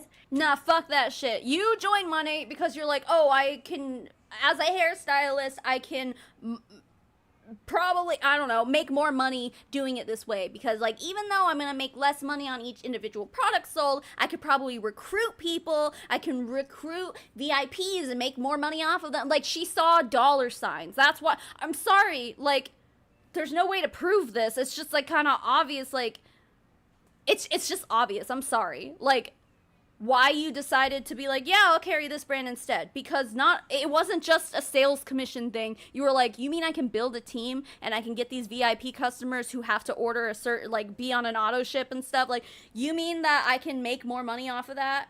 Then I guess I'll go with Monet. And it was probably, like, regardless of the brand quality, it was like, in my opinion, I think that her and all these other people who say this shit literally just jumped onto the Monet train because they're like, I can make more money by building a team? Oh, okay. Can't do that with Redken. Like, my God. And now for 9 years, and also nothing else has touched my hair. This is all my natural hair, which you guys. This is all my natural hair, bitch. You have it bleached in the front. We see it. That's not natural. Doesn't naturally look like that. What she's saying is like, this is not extensions, so it's like, okay, great, congratulations. Congratulations on not having extensions. But also, she's been in Monet for 10 years, so 10 years is enough time to grow a full head of hair, and I doubt that she started Monet bald, so okay. I had to wear extensions for 8 years because I had the worst hair ever. I doubt you had to, and especially as a, I'm sorry, wait, you are a professional hairstylist with all of these big, supposedly all these big contracts with all these big brands, but you had the worst hair ever? Why would I want to go to you for any hair care procedures, for any haircuts, for any chemical processes? Why would I want to do that if you have the worst hair ever and you have to use extensions to make it look like you have better hair than you do?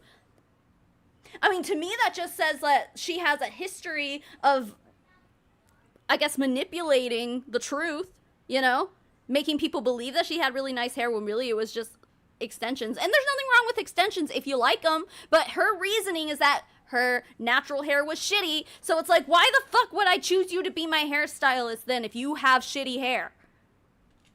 Please. Because I was using the other brands, okay? So L'Oreal owns Redken. They own Kerastase.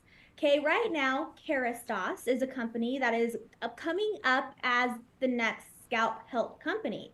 That is wrong. That is wrong. And I say that to be confident in telling you guys that these big brands, and I usually am not one to spit fire out brands, but I actually am okay doing that now because I have done so much internal research that these Internal research as in, like, you've been digging through Monat's back office and, like, reading their bullshit studies? Like, what are you talking about? And again, saying that L'Oreal owns Redken doesn't make me go, oh, well, then I don't want to buy it anymore. Why is that bad? brands, it's disappointing that they say they're scalp health when they're actually chemically based product lines. Everything is a chemical. Water is a chemical. Ugh! Okay, so Redken, Kerastase, Garnier Fructis, okay? So we have Redken and Kerastase. That is a professional shampoo company, okay? Where Do they not understand the word professional? Like, Redken and like all those other brands that she's talking about, whatever, like they're used by professionals. So isn't that like by definition what a professional product is? And I guess you could really say the same for Monet if you got people all over the place like Mandy Sue using it in their salons. Like, I'm a professional and I use Monet, therefore it's a professionally used shampoo. Like, but I know that's like an easily manipulated title. But, like, for her to put it in quotations like, yeah, Redken's a professional yeah, it is. You go to salons where professional hairstylists work and they use Redken or they use any of those other fucking brands I don't even fucking know. Paul Mitchell. It's like, yep, by definition, those are professional brands. So, why are you putting it in quotation marks? Yeah, Garnier Fructis smells so good, but, like, it's not a great shampoo brand. I agree. But just because one brand, Garnier Fructis, sucks doesn't mean that Redken also sucks because they're both owned by L'Oreal. It's like they're two different formulations. I'm not understanding her point here. She's just being like, that's bad, but not telling us why it's bad. only hairstylists used to be able to purchase those things. Now we can buy those and see those at Sephora, Ulta, Amazon. You can find them at Walmart. Okay, so why is that bad? Again, consumer availability makes something bad all of a sudden? I don't think so. And also, if Monet was so good, why can't you buy it at Ulta? Oh, well, because it's not owned by all the big brand, by Sephora and Ulta, so they don't think that they can make that much money. And like, we have so much integrity that we only sell it through direct sales and all. Like, okay, what? What is the point? Okay, Kerastase is actually going to be, and a lot of people ask me, well, the top 5. What's the top 5? If you're not using Monet, what's the top 5? Ooh, that one's hard because all the top 5s are absolutely the ones that I know that are plant-based, non-toxic. But you guys, chemically based, we're talking. Garnier Fructis is owned by also L'Oreal, Matrix and Pureology. So L'Oreal, that's in the big 7, owned by big brands, owns these professional lines. Okay, stop with the air quotes because okay, like, I wouldn't say Garnier Fructis is a professional line. You're not going to go into a high-end salon and see Garnier Fructis. You're just not. But, like, Pureology, I know, is one that you can find in salons. And whatever the other one she said, I forget. What was it? I don't know, but I think that's, like, I don't know. It's not Garnier Fructis. It's these are different products. What are you talking about? They sell on Amazon too. Yeah, that's true. Monet sells on Amazon. So, like, it just makes no sense. It makes no sense.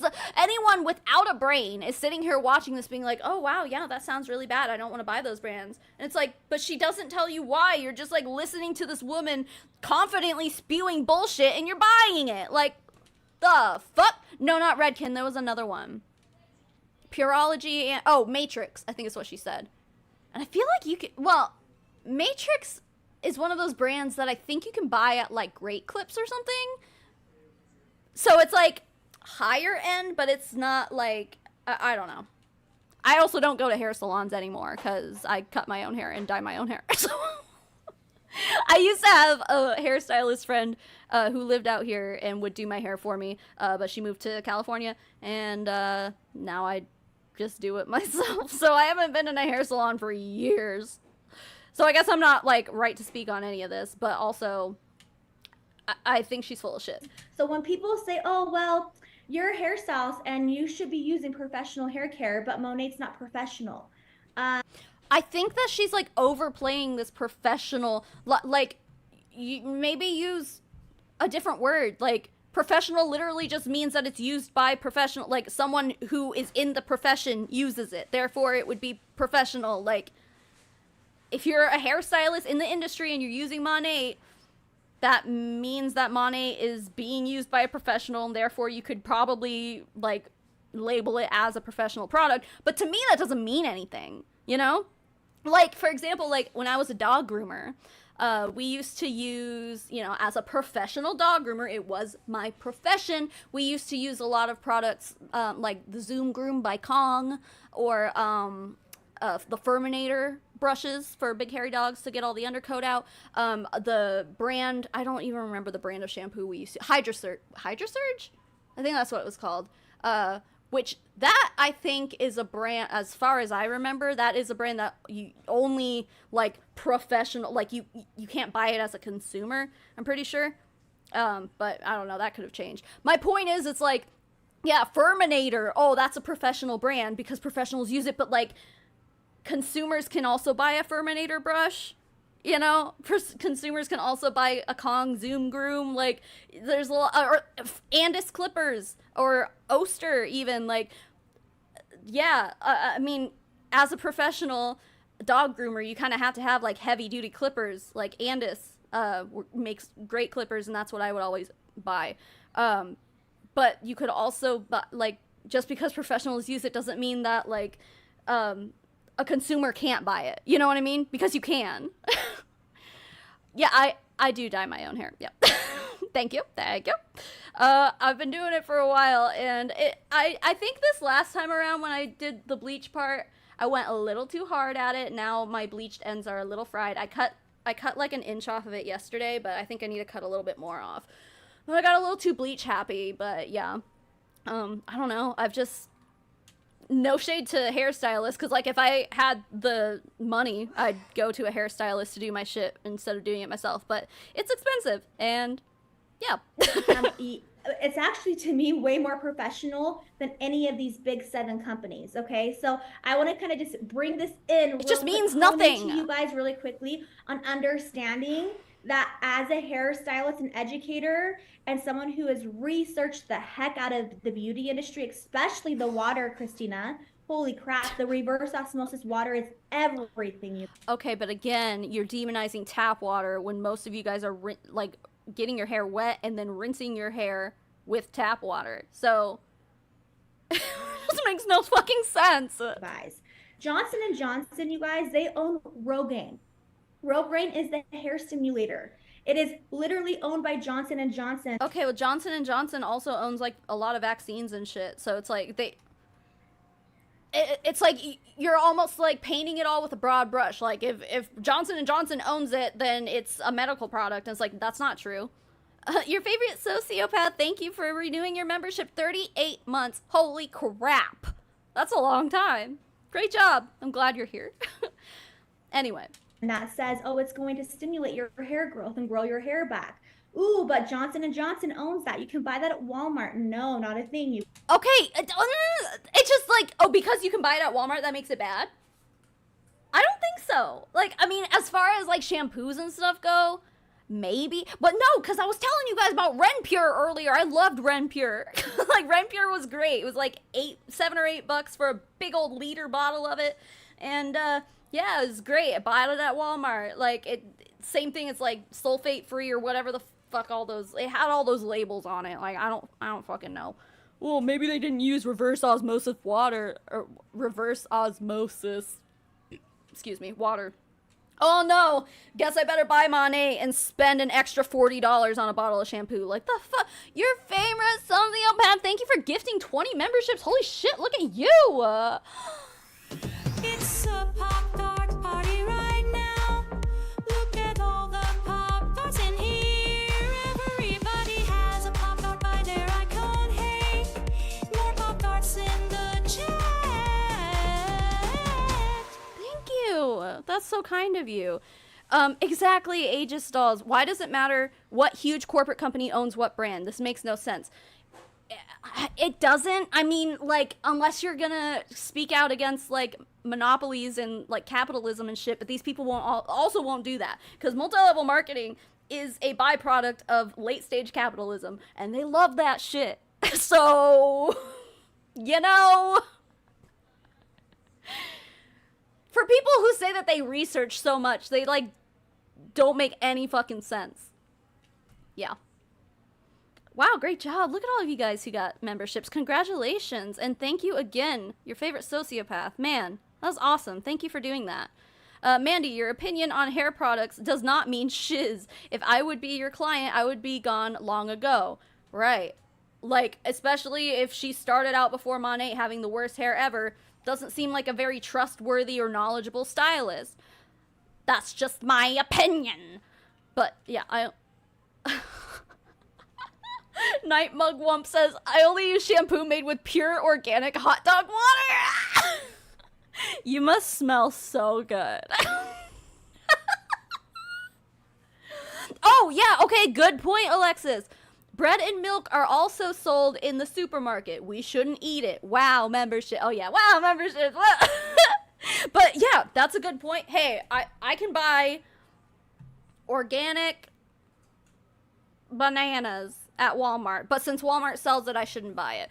Now listen, like, if we're gonna talk about food, if you want better quality food, you could probably go to Whole Foods or like AJ's Fine Foods or something like that and get better quality shit, but that doesn't mean that the bananas from Walmart are bad for you, you know?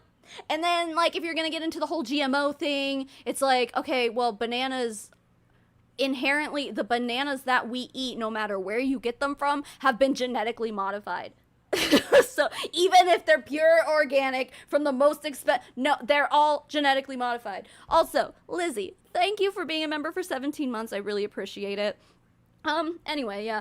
I've been trying to figure out what the actual difference is between professional and non-professional hair care, and the internet is telling me it's basically just concentration in ingredients. Sure, but again, like, I would say a better adjective for those kind of brands or whatever would be premium brands instead of professional brands. You know what I'm saying? Like, I feel like professional, and this is just my opinion, and maybe it's just my stupid brain thinking differently than everyone else, but to me, the term professional doesn't tell me about, like, the quality in comparison to other brands, you know what I mean?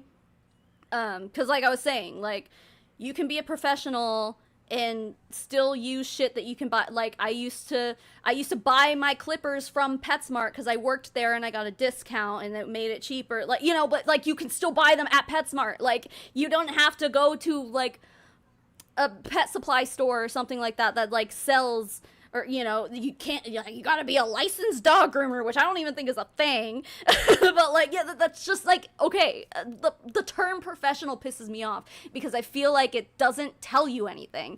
Premium makes a little more sense, but that's just my opinion. Anyway,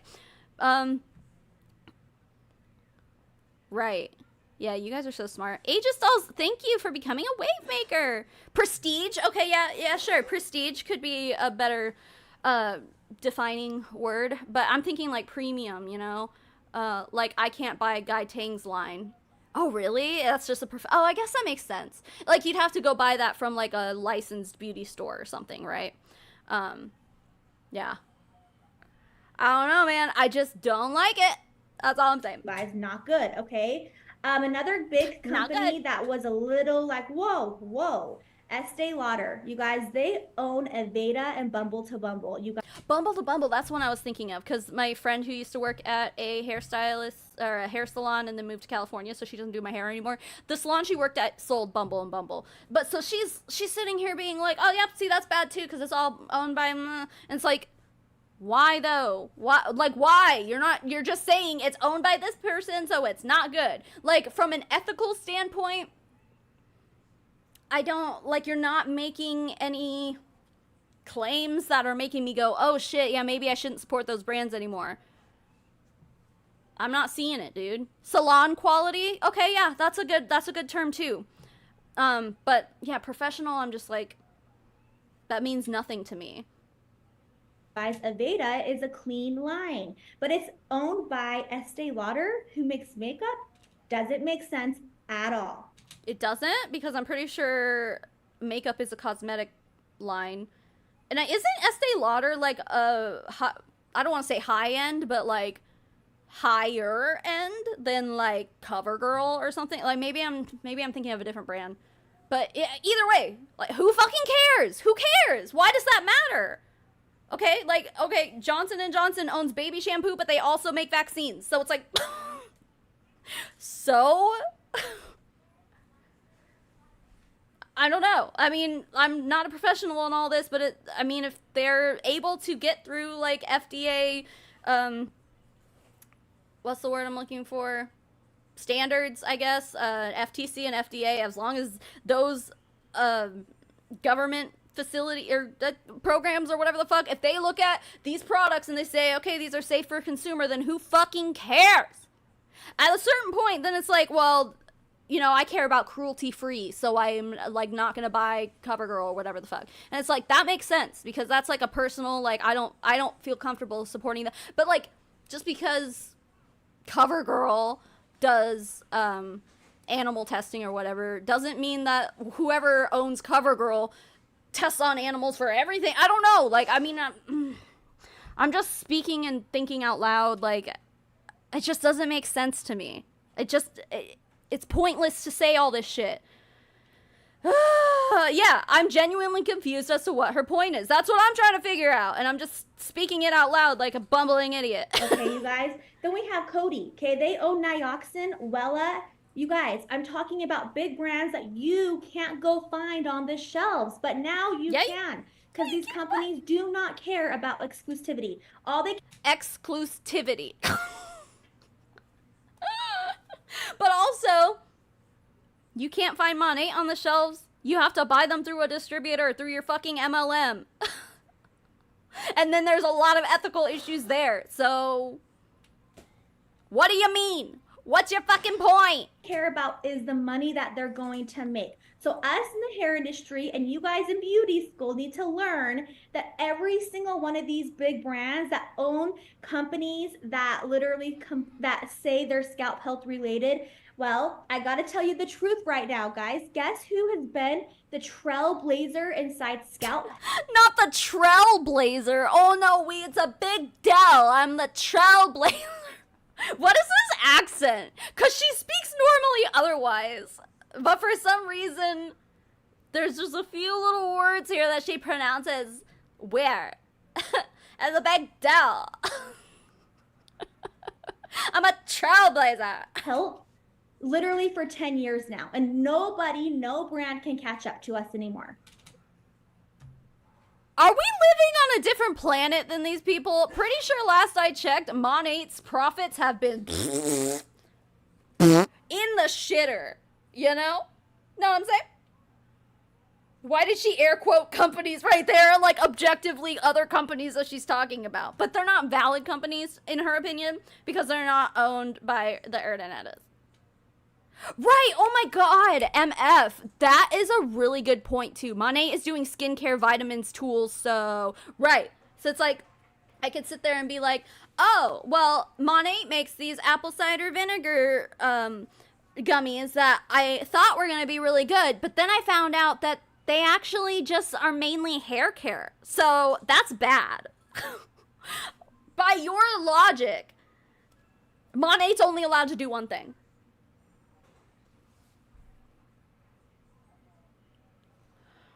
I hate these people. I hate them so much. This is so stupid. Her new name is Trailblazer. Mandy Trailblazer Big Doll.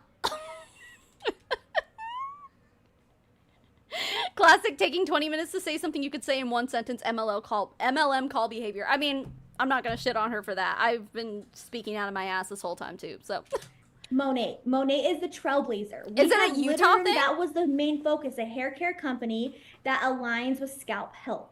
And like Ray was saying, and where it all began and where it all stemmed and how he was the owner. Like Ray was saying, because Ray apparently is the truth and is the only truth teller ever, because, you know, Monet is the #1 hair care brand in the whole wide world, according to Ray. The owner was saying, we couldn't find the best ingredients, so we almost gave up. Are we kidding?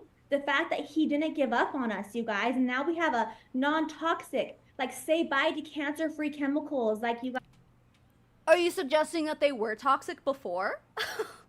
Even though y'all have been saying non-toxic this whole time, or like, you know, so natural and it's not gonna harm you and your family, it's safe for your kids. And now she's like, yeah, no more cancer-causing shit. It's like, is that a new thing? Or, because you guys have been around for 10 years, are you suggesting that there was cancer-causing shit in your shampoo before? I mean, we do know that as of recently, according to the people who have left, they say that the formulas have changed and the products have gotten shittier. So what the fuck? Monate sells vitamins. These MLM supplements scare the fuck out of me. Yeah. Well, I don't know about vitamins. I know they sell apple cider vinegar gummies, and I think they probably have like a supplement, like a biotin type of like hair growth. I don't fucking know what's in it. I'm sure they have something like that. But then, yeah, they also have a brand new makeup line.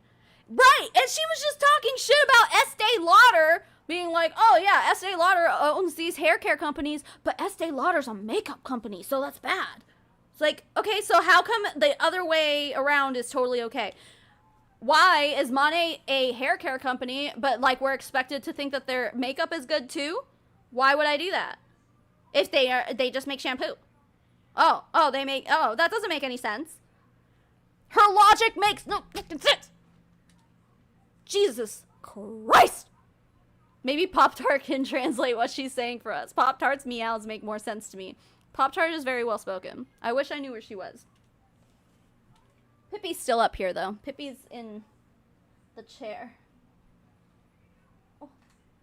Oh, she's sleeping. Oh, I'm sorry, Pip. No, don't get up. Hold on. Nope, that's not. Oh, shit.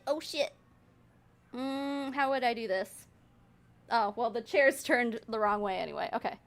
More Pippi later, I guess. She'll probably show up again. Anyway, yeah, Pop-Tart's not up here. Guys, this is huge. What goes on your scalp goes into the bloodstream within 1.2 seconds. Oh my god. Hasn't this already been debunked?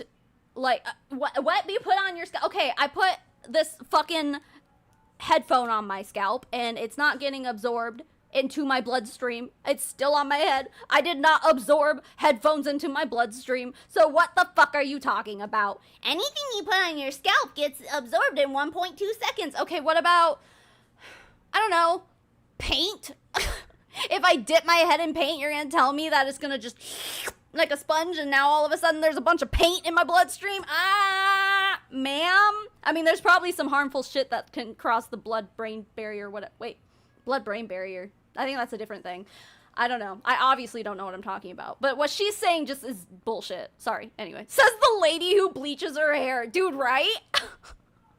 Clearly, like, okay, you put bleach on your scalp. So, do you have any more blood in your bloodstream, or is it all bleach? Jesus Christ. Been taking drugs the wrong way? I should just be putting it on my scalp. Dude, that's a good point, too. I'm sick of swallowing pills. I'll just put it on my head. I don't feel like swallowing my NyQuil tonight as I have this cold and I am having a hard time breathing. I'm just gonna dip my head in it. We're not sponges. We don't absorb everything we touch. Oh my God. I know. Like, ugh, these people. So this stuff matters, you guys. Procter & Gamble owns Head & Shoulders, Pantene, and Herbal Essence. Who cares? Okay? But they also own a bigger brand called Sebastian. I'm like, what is happening to this beauty industry? These Who big cares? companies that own these big names are literally chemically based, have crappy water instilled.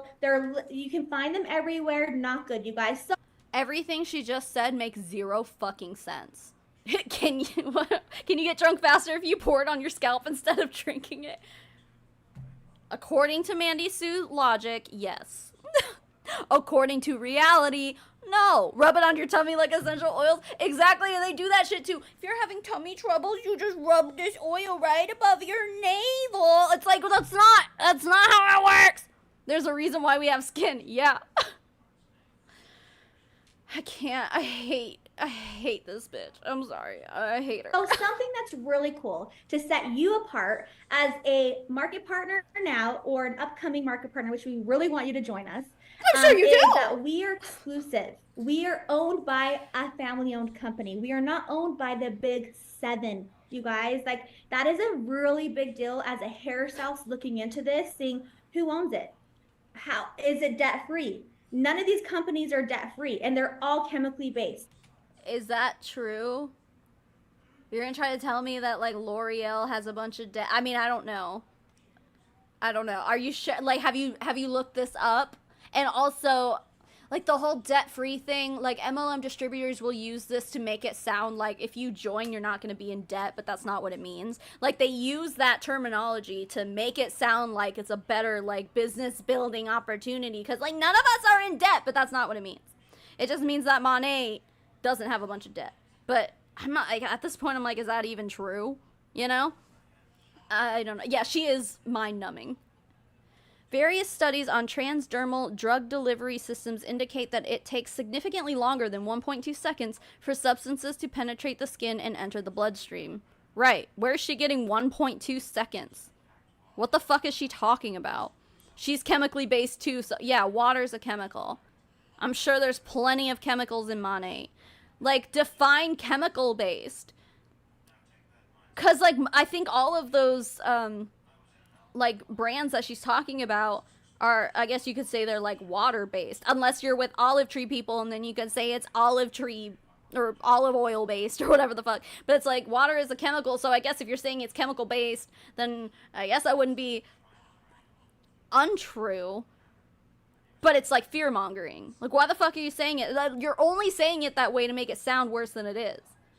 No way they're debt free. That's what I'm saying. Like, what? By what standard? Like, what do you mean? What do you mean? A family of millionaires, right? The Urdaneta family, they have like multiple yachts, dude. You guys, huge.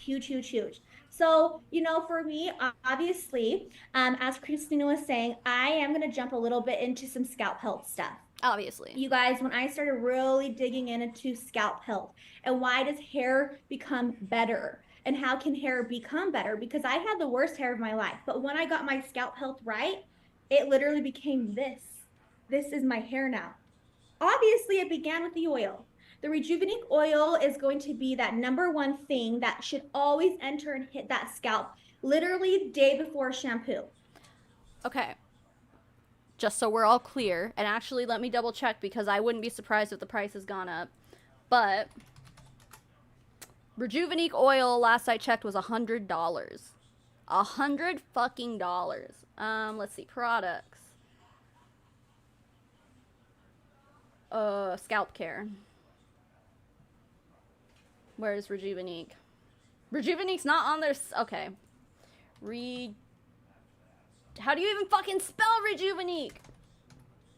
How the fuck do you spell it? Rejuvenate Monet. Here we go.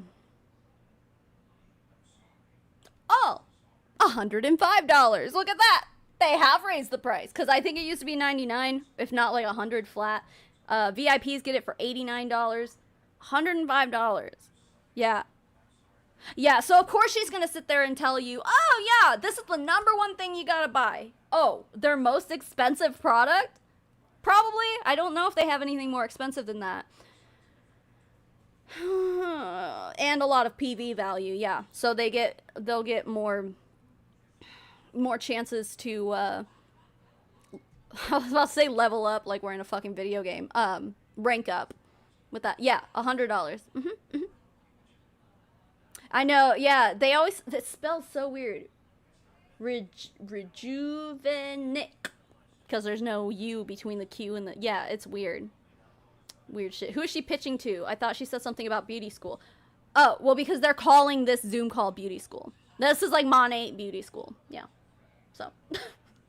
That's what she's talking about. Day before you jump in that shower and you're shampooing your hair, simmer, soak in the rejuvenate.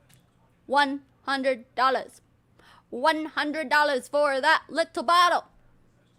And so, like, when someone sent me a bunch of Monat products, they didn't send me a whole bottle of Rejuvenique. Like, why would they? It's fucking expensive. But they sent me like a little sample packet, like a one-time use Rejuvenique oil packet, and it came with like a pamphlet of all the uses for it, and it's like they basically tell you to use it on everything, dude.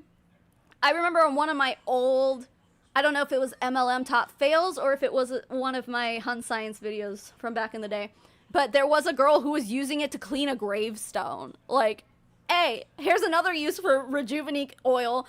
Let's put it on fucking gravestones to polish up this the fuck? Do you know how expensive gravestones are? Like, I wouldn't want to ruin it by putting oil on it, but if you're gonna put oil on it, you could probably pick a fucking cheaper oil. I can't. Rejuvenique oil. Scalp oiling is not just trending also for a reason.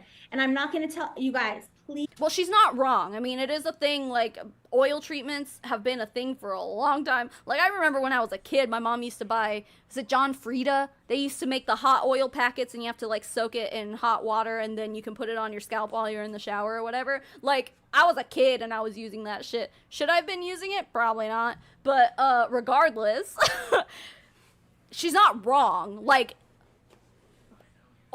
scalp oil treatments are a thing. Like, people do that. But Monet, using Rejuvenique oil to do it, I don't think is any more beneficial to you than anything else, you know? Like, what the fuck? Please, please, please do not go into your pantry and go pick up coconut oil. I've been watching trending things happening on TikTok that I'm like, who taught you that? Literally, people spraying on canola oil thinking it's oiling their scalp. Oh, no. You guys, this oil is the literally liquid gold, okay? Does she know what the word literally means? Because what you're saying is that there's gold in that. If you're saying it's literally liquid gold, and you pull it out and there's no gold in it, well, then it's not literally liquid gold. Words.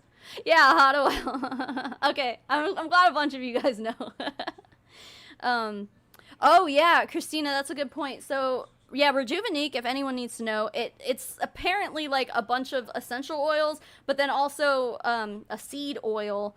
And these people, there was like a whole thing. I don't remember who, it might have been Detective Lovey who was posting about it at one point.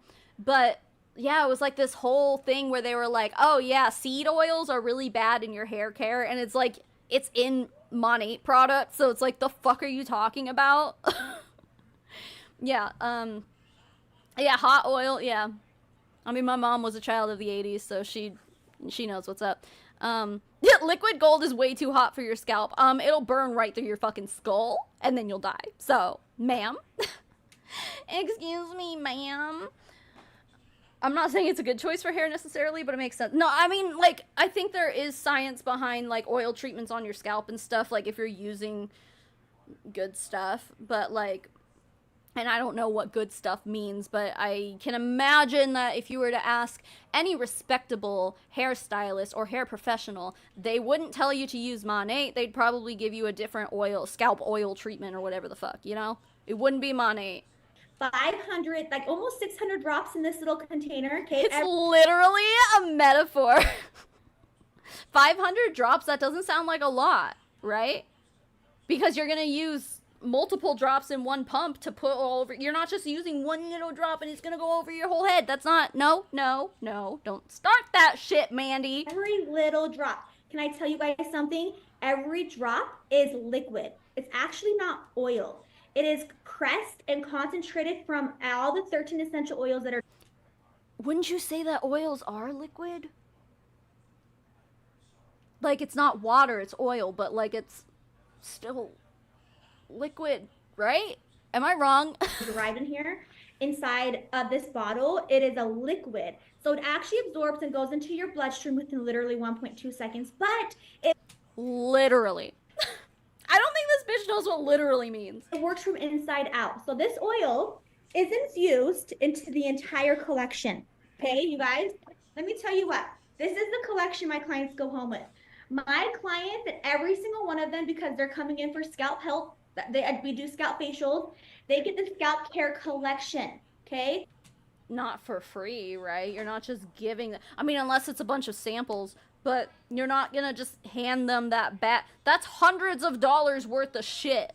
I think what she's saying is she upsells all that shit to every single one of her clients. And that's precisely why, in my opinion, she joined Monat in the first place. Because she's like, not only can I use this product line to sell to my customers, but I can also get them on VIP, I can get them on auto ship, and I don't have to do anything. Monat distributes it, and if they like it, then they'll become a distributor, which will push me up. You know, it's just like, she's making it sound like if you come see me, I will give you all this free shampoo. No, I'm pretty sure you're gonna have to buy that shit. They can buy it as a VIP customer and get a discount, or they can buy it in this pretty little bag. And I'm going to tell you guys what The little discount is still stupid expensive, by the way. you should be using right now inside scalp health related. This is meant for every hair type. If you are not doing this on the daily to your hair, then I really truly want to encourage you. We begin with I'm sure you do want to encourage. Yeah, she's about to like throw $500 worth of products at us and be like, I highly encourage that you start doing this every day. Gee, I wonder why. the rejuvenate oil. Then we throw in the IR Clinical. These two together, ooh, the most magical thing you can ever have. I'm not kidding you. So something that's really cool about the IR Clinical line, you guys. I don't know anything about this line. It must be one of the more new ones because I haven't heard of it. This has melatonin and caffeine. We got melatonin to literally help reduce hair loss up to 90%. Wait, melatonin? Isn't that what you take to go sleepy night-night? Doesn't that make you go sleepy? You're trying to tell me that it can also prevent your hair from falling out? What? Thank you for the blesses. I appreciate it, guys. Clinically tested that this reduces hair loss 92%. And then the remaining percent that's coming out is going to be your natural hair shed. This is huge. Melatonin to kind of make the hair sleepy.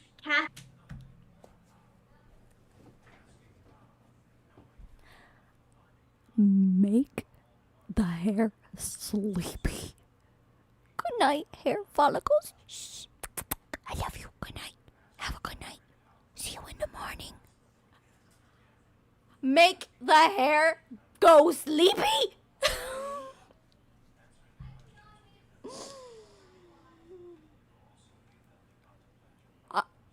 I'm about to scream. No,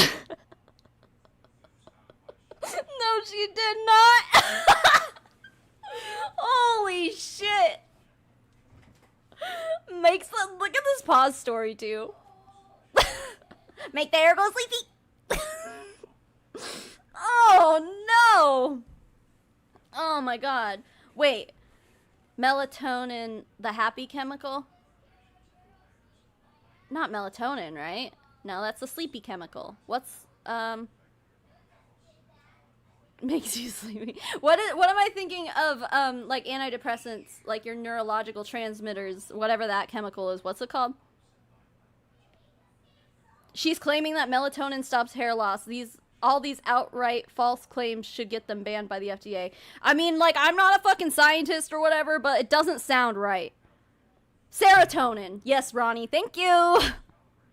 I should know these things, but yeah, serotonin. Thank you, everybody. Thank you. You guys know. Melatonin and caffeine, I'd be hallucinating. Your body would go into, like, shock, dude. Like, I don't recommend that shit. You're gonna make your hair go sleepy? Who's gonna tell her that hair is dead once it leaves the follicle? No, because Monet will just reconnect the hair follicle to the bloodstream. That's a lie. But they say it. That doesn't stop them from saying it. They say that shit all the time. Oh my god. Anyone know a good bedtime story for my hair? Ah! What about Rapunzel, bitch? Oh! How do you make hair sleepy? You put Monate on it, apparently. You rub melatonin into it. What in the fuck? What does this mean?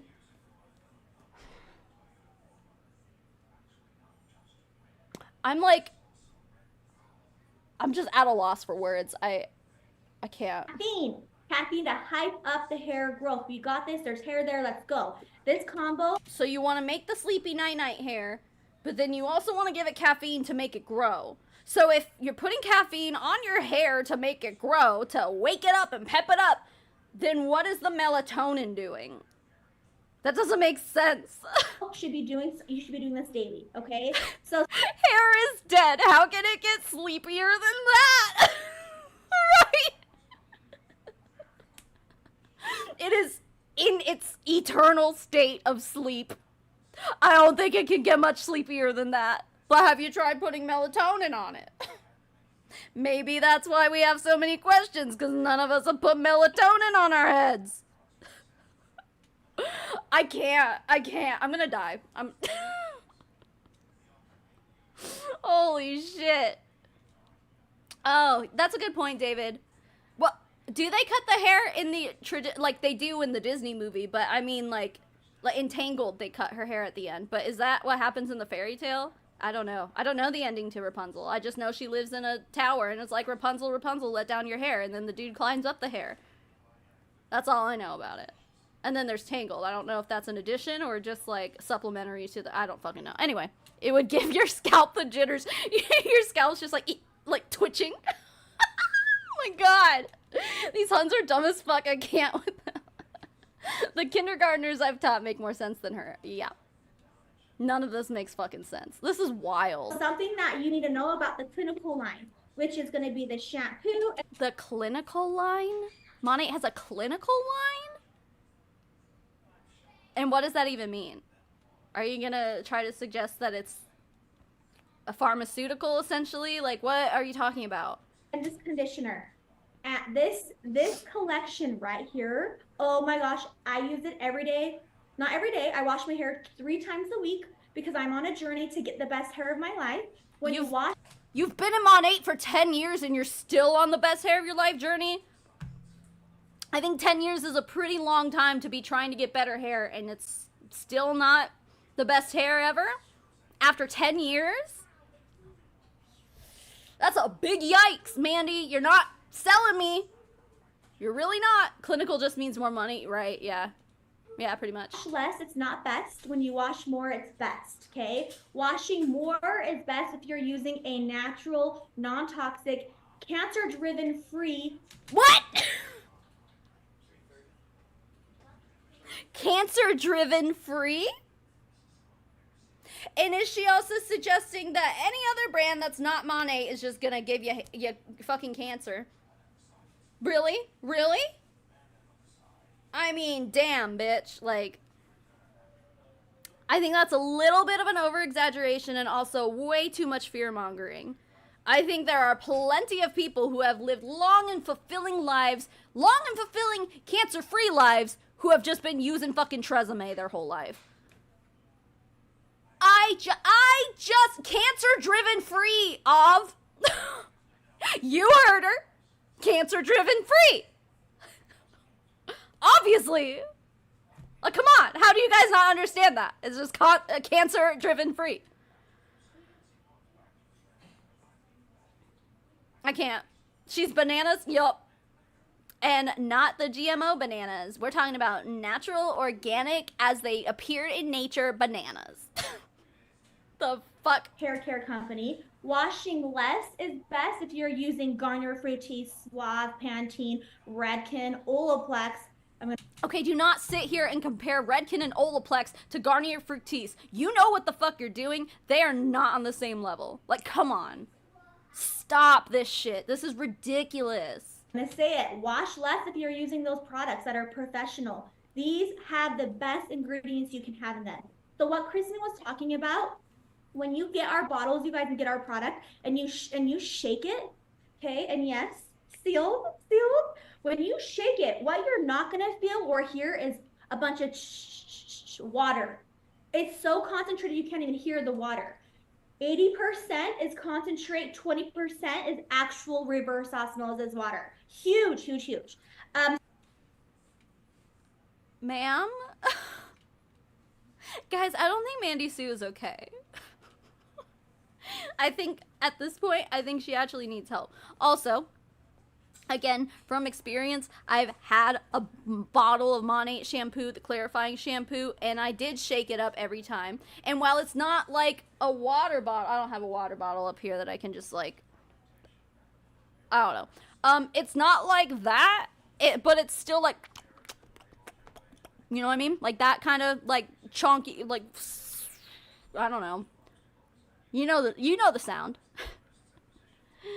Right, if Monate was so great, why does she have to continually bash other companies? You know, for funsies. So this collection is every day, you guys. Okay, then we have really quick apple cider vinegar rinse. Oh my gosh, you guys need this. This is going to clear the dead cells, remove the junk off of the scalp, remove your dead cells. I think there are plenty of people with good hair who don't use whatever the fuck that is. Let's Google it. How much is that?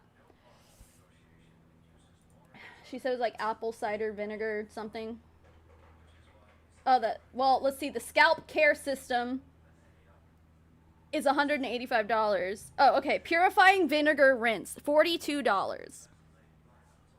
And what does this even mean? Can I just put vinegar on my head? Why is this different? To learn more about purifying vinegar rinse, please contact your Monate market partner. No, I would rather read about it on your website. Let's see. Here we go. This easy to apply cleanser deeply purifies hair and scalp. I mean, couldn't you just use a clarifying shampoo in replacement of this? If that's what this does, purifies shit. Like what? Okay. Natural emollients preserve hair and scalp moisture, while fruit extracts help enhance shine. The perfect shampoo substitute for clean feeling hair on non-wash days. So like a dry shampoo, except it's not dry? I don't know. Texture? Liquid. Oh, okay, so, but she was making it sound like liquid is a bad thing. She was saying, oh, you take our shampoo and you shake it, then you can't hear the liquid, and liquid is bad. But this is okay if it's liquid. You cannot convince me to put apple cider vinegar on my hair, right? It just doesn't make sense. What are you guys saying about this? Shake to combine? I thought she was selling shampoo, not salad dressing. I mean, like, I don't know. I'll shake my fucking beauty products before I use them, just for funsies. The only thing I don't shake is like carbonated stuff for obvious reasons. But like, I don't know. Unless it's gonna hurt something, then whatever. Okay, you can make this stuff at home. Yeah, I didn't even look and see what was in it. Let me see.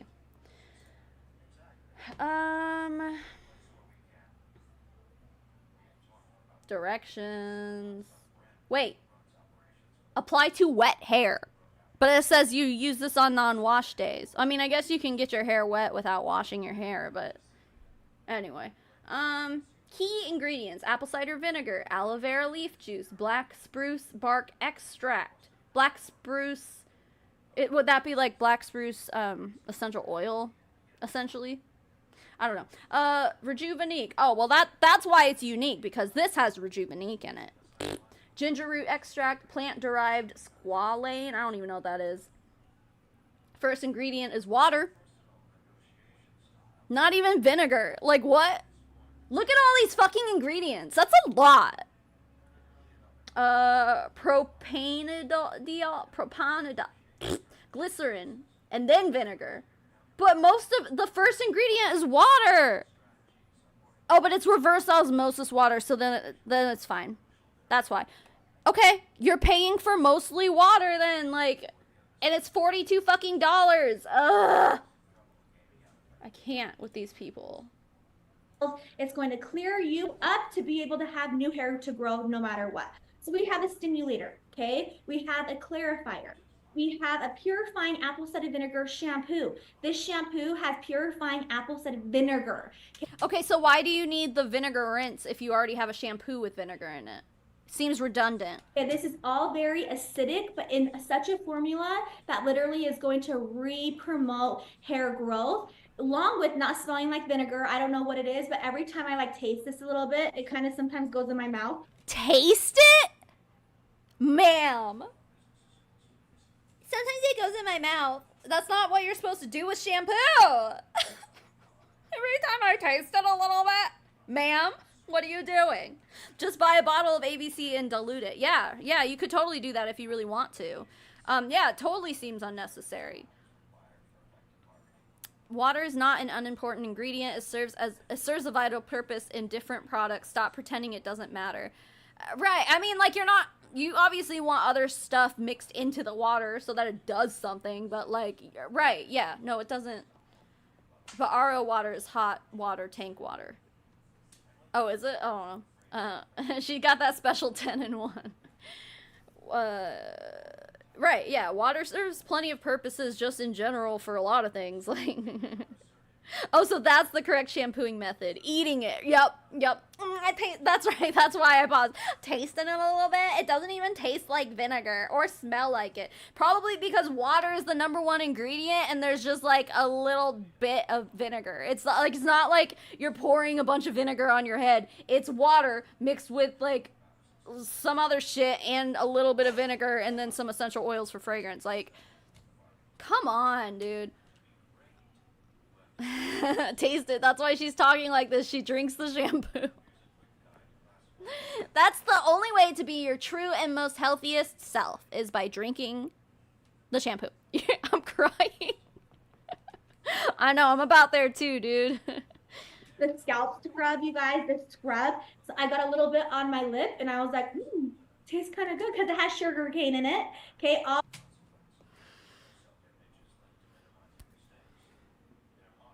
I don't think you shouldn't be drinking it or eating it. Like, a lot of sugar scrubs, yeah, well, obviously they're made with sugar. Of course it fucking tastes good because it's granulated sugar. But, like, you still probably shouldn't eat it. It's not just sugar. It's got other shit in it, too, that probably isn't safe to eat. Like, what in the world? Ma'am, close your mouth while you're showering. I mean, y'all are so scared of tap water, but you're totally okay with, like, being in the shower, like...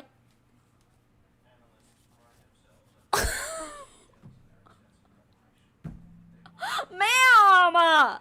She's tasting it because it's soaking into her bloodstream. Yeah, she does, like, the subdermal, or what is that what it's called? The under the tongue thing? Sublingual, that's what it is. I'm like, subdermal, that's skin. Sublingual. Yeah, just put a little bit of apple cider vinegar Monate shampoo under your tongue.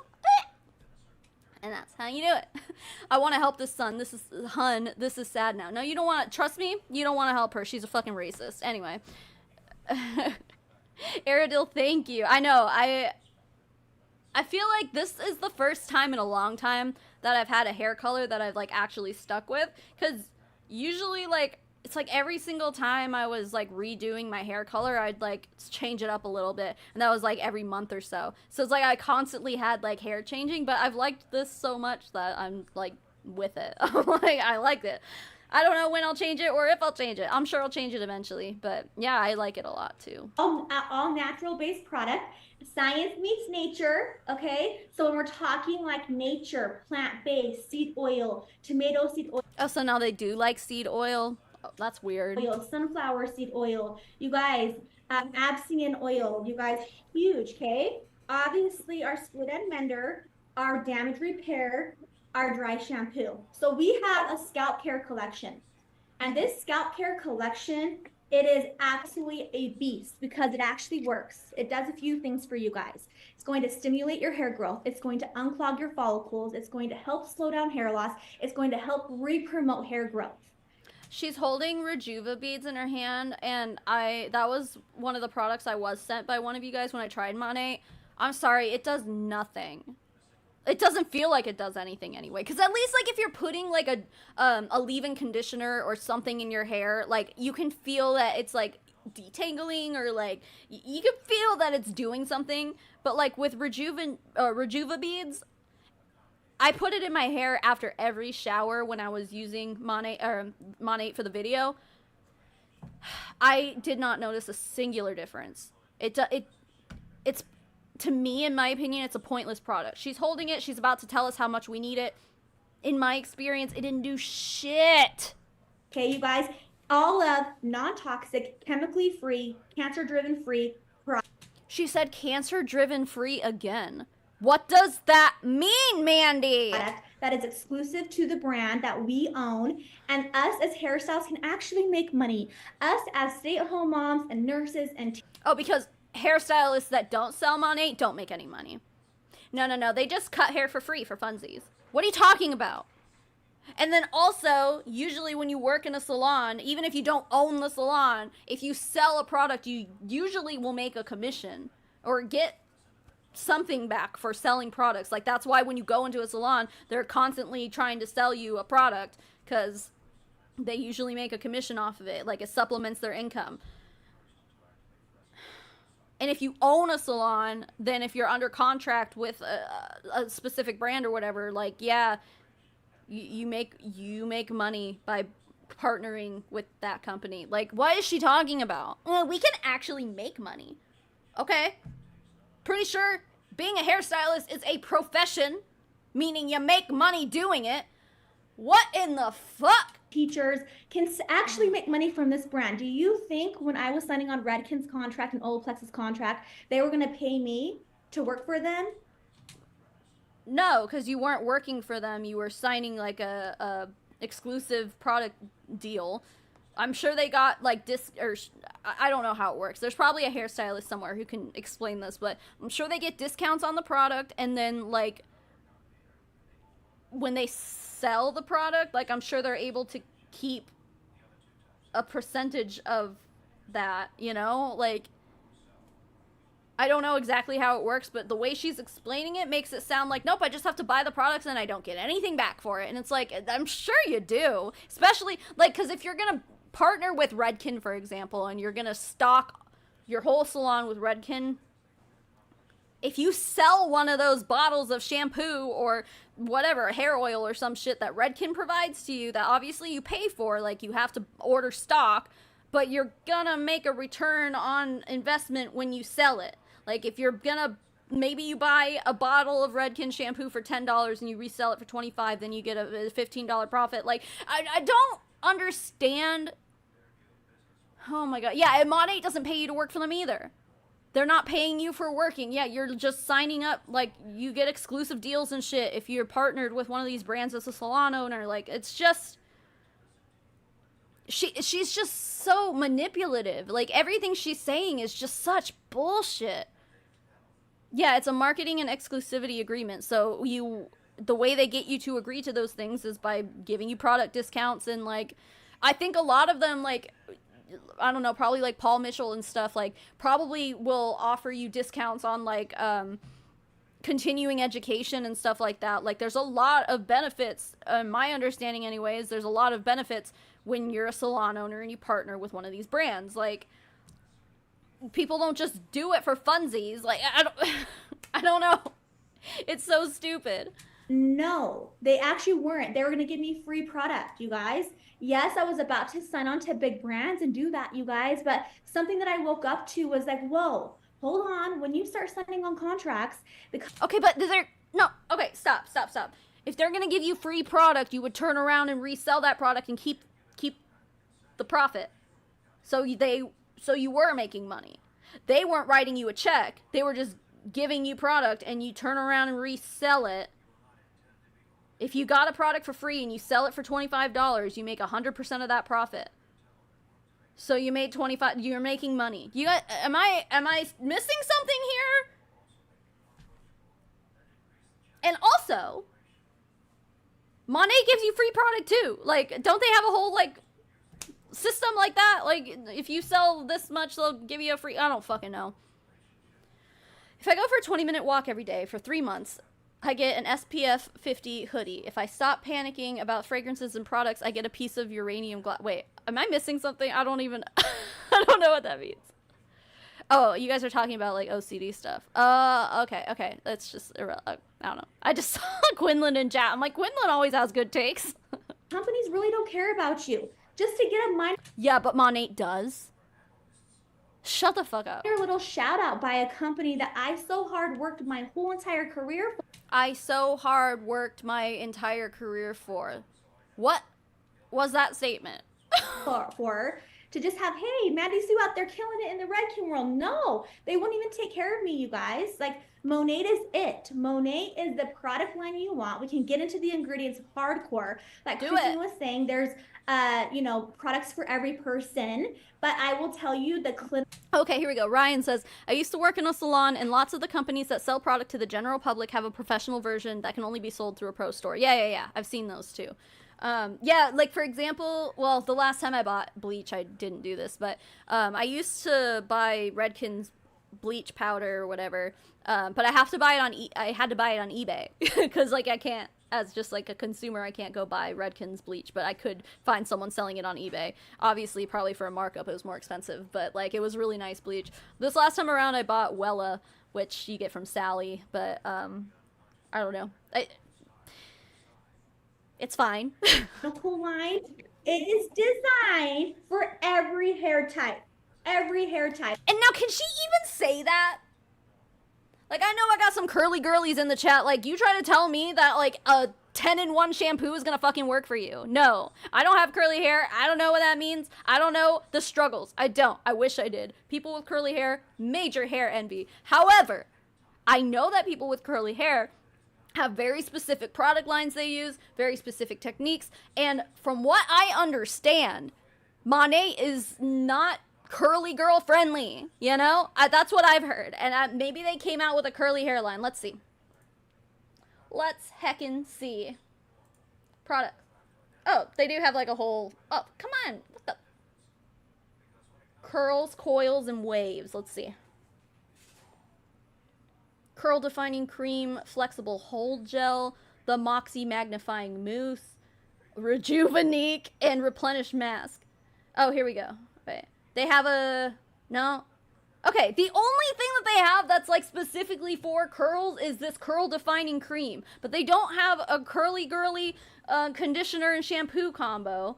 They've got gel, but like gel is not specific to curly hair. Mousse, yeah, I mean, that's a styling product that anyone can use that shit. A mask, a hair mask, you don't have to have curly hair to use that. Like, yeah, see, and this was like years ago. I remember researching this, being like, yeah, they don't cater to curly hair. Seems like that hasn't really changed. They got air dry cream, but you don't have to have curly hair to use that. Like, it makes no fucking sense. But hey, they have a curl defining cream. I know that they make shampoos that are and conditioners that are curl defining. Like, why hasn't Monat come out with that shit? Don't sit here and be like, oh yeah, this line is for everybody. No, I would think that curly hair would have different needs than straight hair. It does. I mean, again, I don't have curly hair, so I don't know, but my understanding, hearing it come from people who do have curly hair, like I watch a lot of Jamie French.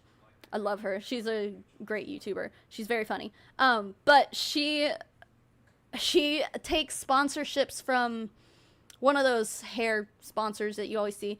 I forget what it's called. But she's like learning how to, like, because her hair is like naturally curly, and she's learning the technique to make it. Because before she wasn't doing what she needed to do, and she would end up just straightening her hair because her curls weren't defined and everything. Sorry about my dogs. I'll press play, but yeah, I mean, from what I understand about curly hair, I don't know why my dogs are barking. I'm sorry. Oh yeah, I saw she was going on tour, but she's not coming to Arizona. She's going to LA. Pros, yeah, I think that might be the one. The amount of moisture products I buy, insane. Right, yeah, moisture is a big thing. And sure, I'm sure Monat has some moisture. Yeah, they got like a moisture mask and shit. It's like, that's great, but like, it's not made to cater to curly hair. Anyway. But yeah. Jiminy Christmas. I tried a curl defining cream on my hair and it didn't work because I don't have curls. So how can this treat all types of hair? Good point. Right. I actually stopped really using all the other stuff. We have Renew for hydration. Okay, so you stopped using all the other stuff, but you're forcing, I mean, it sounds like you're forcing your clients, your hair care clients, people who come to you for hair services to buy all that shit. And you're like, I stopped using it. Okay, so why are you like forcing it down your customers' throats? We have volume, we have a kids line, we have a men's line, we have all these products. But for me, But they don't have a curly hairline. So there's that. my constant everyday routine was the scalp care collection. The scrub, the rinse, the clinical. Scrub, rinse, clinical. And it was just rinse, rather, and repeat. And I want you guys to know, as a hairstylist, I love the cohesiveness. I love that it doesn't look like a Christmas ornament. A Christmas ornament in my bathroom. What? I have never in my life owned hair care products that look like they belong on a Christmas tree. Bitch, are you serious? What are you talking about? What shampoo looks like a Christmas ornament? What are you talking about? And even if that was the case, who fucking cares what the packaging looks like? It's, yeah, sure, it's maybe nice to have cute packaging, but, like, it's not relevant to what it does to your hair. This all is just, like, a bunch of, like, bullshit she's pulling out of her butt to be like, see, Moneta superior. What? Right? It's like, oh, look at all this stuff from all these different brands. Because I guarantee you that's what most of your shampoos look like. Underneath that bathroom cabinet, you literally have all of the other brands, and it's just a hot freaking mess. No, actually, I don't. What are you talking about? Under my bathroom cabinet, I have, like, what are those, it's like a cold air mister or whatever, like a humidifier, except it's the cold one, but I think I also have a humidifier under there. And then I have, like, my hair dye stuff, like my bleach and my developer and stuff. But I don't have a cabinet full of, like, a bunch of random shit I don't use. Like, what? Sounds like you're projecting a little bit, maybe? You guys, no. Do not do that anymore to yourself. You don't need to. You shouldn't be doing that. Your I've never done bloodstream that. is your scalp, and scalp is skin. And your skin is very important. It's the biggest thing, and your scalp ages. It's the biggest thing. I think she was trying to say it's the biggest organ on your body, but, like, it's the biggest thing. Skin is the biggest thing. It's a big deal. 6 times faster than your entire skin's body. So you got Your entire skin's body? Mandy Sue.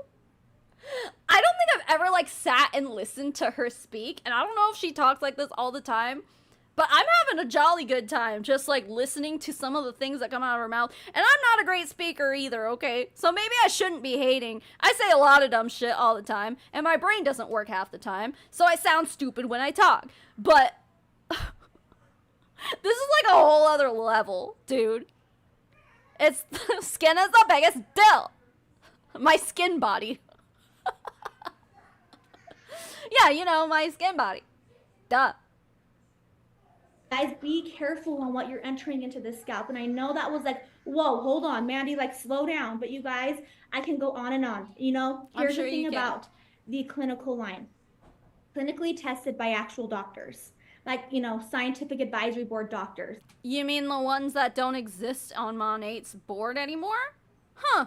Okay? This has 4 ingredients that make it different. And why it's different than Nioxin. Why it's different than all the other brands that make your hair grow. So very different. First of all, the first ingredient in this is rejuvenate oil. Rejuvenate the heaven above inside this infused oil. What, like 3 drops of it in that whole bottle? Come on. Okay? That's going to nurture your scalp. Okay? And then we have our Capixul, which is made from a red clover. That Isn't red clover the ingredient that was like can cause hormonal disruptions in women? And like they were saying that a lot of it and high exposure to it can cause like pregnancy loss and shit. Isn't that red clover? Was that?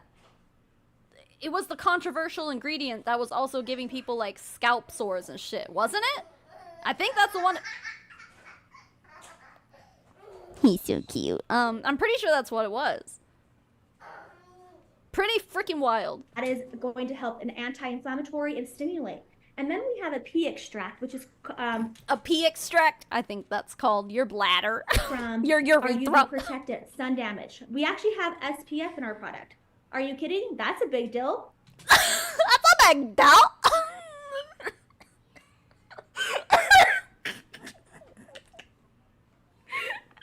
It gets funnier every fucking time. That's a big deal. Oh my god, that shit's funny, dude. Also, what did she just say? Oh, SPF? Oh yeah, because no brand, no hair care brand anywhere else puts SPF in their shampoo. Nope, never seen it before. Nope. That's a lie. It's very common, actually, Mandy Sue. So it's really not that big of a deal. When you're going outside, your hair can get sunburned. Absolutely. No, your hair can get sun damaged, sure. But suggesting it can get sunburned like the same way your skin does, again, hey, your hair is dead, Mandy. Oh my god. Especially you blondies, be careful. When you shampoo your hair, guess what you get? A UV protectant added. How rad is that? I'm sure there are plenty of other brands that do the same thing. And then the other thing this has is the peppermint oil. That's going to help really stimulate, smell yummy, cooling sensation. It's so good, you guys. This clinical line is my go-to. I need you guys to be using it every single time you wash. Like Christine was saying, wash twice, very important. Wash the first time, suds up. It will not suds up. You're not going to get a bunch of bubbles on that hair. First wash is to remove buildup. Second wash is to actually cleanse the hair, okay? Even if you're using crappy shampoo, you guys, still wash twice. I've used plenty of not crappy shampoos that I don't have to wash twice with. It feels clean afterwards. Some other ones, yeah, sure, you have to wash twice. But again, like, Monat is always just like, oh, we're just so concentrated and this one bottle will last you for so long. And it's like, but you have to wash twice. So it really doesn't last that long. Anyway. Oh, God, please. I hate pickles. I honestly hate pickles so much. Like, it's kind of like a thing in my family. Like, when we go camping, my husband, he has like a air rifle or whatever, like essentially a BB gun, but like way cooler. And he had me and Sparrow, like, he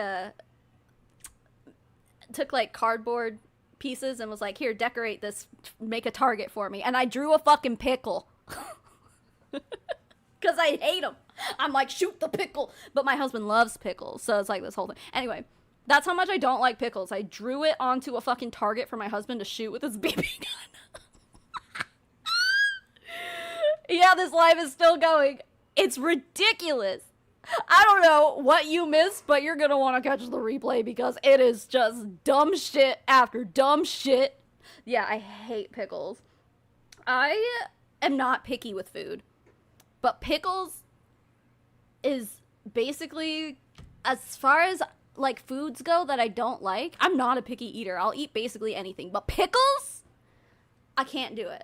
And like fennel, like the actual fennel bulb, like cut up and like sauteed and stuff, I can eat, but like the fennel seeds, don't like those. Love cilantro. I'm a cilantro girly, but I know there's a lot of people who don't like cilantro. Anyway, your favorite sociopath. Thank you for the super chat. They say, I love pickles. I'm my friend group's pickle person. That's awesome. One of my good friends, like, will drink the pickle juice and shit. I'm just like, ugh, you guys are gross. Nasty. But hey, more pickles for you guys. Like, I hate them. I hate the way they smell. Like, when my husband eats them, he's like radiating pickle smell for like 24 hours afterwards. I could just like smell it coming out of his fucking pores. Like, I hate it. I hate it. You can have all you can have all the pickles I don't. Well, see, that's the thing though, is that like, and I think that's why, like, one of the reasons why my husband and I, like, are so good together, because I always give him my pickles and he loves it. I hate pickles. Anyway, let's get back to Mandy Sue. Always. You guys, and I obviously want you to know, like, it is so important to have clinical studies. That is huge, not just by our company. They went to other third parties. I don't think they did. I mean, unless maybe they came out with some new shit I didn't know. But last I saw, all of Monat's scientific research and the evidence and shit, all the studies were done by Monat's scientific advisory board, and people on Monat's payroll. So it's like, yeah, I'm pretty sure there's some opportunity for bias there. Guys, huge, you guys. This is just, I literally get hot and sweaty in my face. And yes, I'm pregnant, but I want you guys to She's know pregnant? that Oh, no. it's safe for pregnancy. It What? is. Okay, wait, hold on. Because she was just saying there's that red clover shit. I mean, maybe I'm wrong about the ingredient and I'm confusing it for something else, but I was pretty sure that red clover can cause hormonal disruptions. And she's like, it's safe for pregnancy, yay! But also, like, regular shampoo, like, you don't have to normally say that about your shampoo. You don't have to reassure people that your shampoo, your hair care, unless it's like bleach or something, is safe for pregnancy. It's like a shampoo, yeah. Pregnant people need to wash their hair too. That's not like it's almost concerning that you feel the need to bring that up. So what the hell? No, don't say that you're not a doctor. Right, yeah. I mean, I don't know. And I'm not going to sit here and be like, no, Mom, you can't use Monate while you're pregnant. Because you probably can. There's probably just, like, certain formulations you should probably stay away from. But, like, just the way she's saying it. And also, god damn it, Mandy Sue. Like, you don't need to be reproducing anymore. How many kids does she have? She definitely had the one that she elbowed out of the way. If you missed that, you should probably go watch the replay. Because she was up here, like elbowing her kid out of the way. How many kids does she have? She's fucking racist. She doesn't need to be raising more racists. Safe for your child. It is safe. Literally, they say when I came into this brand and they actually asked me, hey, what do you think? What's missing? Are you kidding me? Thank you for asking me, a hairstylist who's like, you know what? I do think there are some things missing inside this brand. And so when Ray came, and so you couldn't tell them, hey, maybe a curly hairline. That seems like it would be one of the first things you would consider. If someone's like, what should we add? Like, what kind of hairline should we have? I feel like curly hair would be one of the top things to be like, maybe we should have a curly line. Maybe we should cater to curly hair. It's been 10 fucking years and they haven't done that. My god. Red clover might act like estrogen, which could affect hormone balances during pregnancy or breastfeeding. Don't use it. Yes, Quinlan, thank you. Yeah, okay. So it was red clover. And here she is like, it's safe to use during pregnancy. It's like, I don't know. Like, you could just avoid it. Don't be fucking stubborn and be like, well, I'm sure it's fine. It's just like, just switch it up just for 9 months. Like, come on, dude. That's from WebMD. Thank you. to me and said, hey, Mandy, we want to start dabbling a little bit more into a lot more products. And I said, oh my gosh, you guys are amazing. Thank you. And what's missing? They came to me and asked me these kind of questions. Is she like the first professional hairstylist or salon owner or whatever the fuck she was? She the first one to join Monate? Because she said she's been in it for almost 10 years, and that's how long Monate's been around. So it sounds like she was one of the first distributors. So she was probably like, oh, well, actually, I'm like an actual hairstylist. And they're like, oh, okay, maybe we can consult you then if you like our brand. It's like, but if you're going to start your own hair care company, like, you should probably have other people to consult about these things, about these questions, like, instead of just one of your random MLM distributors. Like, that's sketchy, actually. Like, if I were her, I'd be like, why the fuck are you asking me? Don't you have, like, a scientific advisory board? Don't you have people who know about hair care, like, helping you make these products? Like, why are you asking me? She's making it like, she's framing it like it's a good thing, but to me, I'm like, actually, seems a little sketchy. And I said, I gave them some stuff. And, after Sure you signing did. on with some of the, the back end people with the scientific advisory board, I was able to talk with them inside the lab. Can we take a moment to look at all of this breakage at the top of her hair? Now, I'm not going to talk shit about breakage. I have breakage. However, I'm not selling a fucking hair care brand for 10 goddamn years. She's also pregnant, so if she's ever going to have the best hair of her life, it should probably be now. But instead, I'm seeing some breakage up there on the crown of your head, Mandy. Huh. That's funny. And I was able to say to them, like, we need a collection that's going to do this, this, and this, and they listened to me. And you guys, it took them 2 years. Oh my god, Brooke, you're totally right. Well, if she's racist, it makes sense why she wouldn't have suggested a curly hairline, right? Well, my recollection and what people were saying was that she was, like, making fun of, like, Asian nail techs and stuff like that. So it wasn't like she's probably racist towards other people who aren't white too, you know, but anyway. To actually come out with a clinical line because they want to make sure it's right. What it takes to develop a plant-based, non-toxic, actual company products that do what they say, thickens hair, stimulates hair, gives you the best shine. It literally does what it says, and you can read the ingredients. I think it's been like scientifically proven that like you can't like at least in the way that they say, like you can't like thicken your hair because they say like you'll start sprouting new hair follicles, and it's like that's not a thing that happens. When they get breakage, they're like, look, it's new baby hairs popping through. My hair's gonna be so thick when they grow out, and it's like that's breakage. Like your hair, your follicles, you can't just like sprout more hair follicles, my understanding anyway, but yeah, I don't know. Yeah, oh, that hun, she's that hun, yeah. It was like a big thing a few years ago. I don't remember exactly what it was. Jesus Christ, she's not good at this. And somehow she's one of the most successful market partners in Monet. Isn't that fucking wild? That's everything. It has a 12-month expiration. That's a big deal. A 12-month shelf life in your shampoo. Guess what? If this was expired here in the next 10, if this was Olaplex or Redken, and they knew this was expiring in, guess, 2 months, they're going to send this to TJ Maxx, to Marshalls.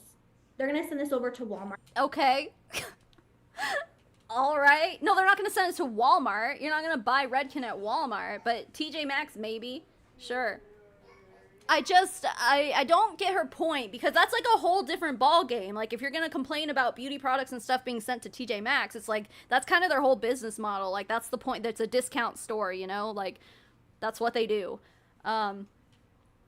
Again, like yeah, I wouldn't buy makeup from TJ Maxx even cuz like I mean fuck Shane Dawson, you know, but he did do one of his conspiracy videos about literally about that, like TJ Maxx, like they'll sell makeup and if you return it they'll just put it back on the shelf or something like that, which is totally nasty. I would never do that. I would never buy my shit from there. I mean, I guess unless I'm like looking at it and making sure it looks nice and whatever, but even then, no, I don't think I would. Like it's a pretty well-known thing, but like also some people have to shop at those discount stores. Like if I'm gonna go like buy new clothes or whatever, I'll probably like if it's between Target and Ross, I'm gonna probably go to Ross, you know. It's a discount store, but like I don't know, I just whatever, I don't know what I'm trying to say. Anyway. You want to say sell it and make us a commission. Monet will just throw it away. Ooh. Recycle. Oh, because TJ Maxx doesn't want your shit. I bet if TJ Maxx would offer to buy up your about to expire supply, I bet you would be selling it to them. But they won't because TJ Maxx doesn't fucking want it. And let it not go onto the shelves anywhere else. Like that's a big deal. Oh, okay, you guys. That's a big deal. You guys, I can keep going, but I feel like I've talked way too long. But I just want you guys to know who Monet is owned by is a very big deal. We are not owned by a big manufacturing company. No, but you own your own manufacturing company, so yeah. Monet is owned by Alcora, and Alcora owns Monet and also the manufacturer that makes Monet products. So what are you talking about? A big deal for big deal. Just that alone is all you need to know is like we own it. And we own it debt free. And we, as market partners, get to actually make money off of it. Like, Katie, thank you for renewing your membership. Opportunity. Like, I never had another shampoo company buy me a car, take me on a trip. They didn't buy you a car. You own that car. Oh my gosh, your favorite sociopath. Thank you for the super chat. This is the second meanest thing I'm going to say today. She's not smart enough to have kids. She shouldn't have had them, and she should keep using that red clover, whatever you call it. Okay, no. I would not go that far. We're all entitled to our opinions, but I would not say I don't want her to harm her unborn child. Okay, let's not do that. But the rest of it I agree with for sure. I really do think that there are some people on this goddamn planet who should not be allowed to reproduce, and Mandy Sue is one of them. Like, period. Stop it. It's not okay. And most of these people who shouldn't be reproducing, who, like, are not fit to be parents, are the ones that end up having, like, 6 kids. It's like, stop it! I'll show you a big deal. Stupid. I've never had any other hair care brand work in my hair the way it has. Like, this is shiny hair. This is what? Like, Bitch, you're pregnant and you have breakage at the top of your head. So, like, what? What? blondes don't have shiny hair. What are we talking about? Yeah, they do. Yeah, What? they do, actually, because it comes from the inside out. So I encourage those that are watching right now, if you've never been a customer before, get with your person and become a customer right this second, because your bloodstream matters. Your bloodstream matters, okay? Bitch! What? We're talking about shampoo! Your bloodstream matters. Don't reproduce anymore, Mandy Sue. Okay, get onto a good line that's actually non-toxic, okay? Every other brand out there has cancer-driven ingredients.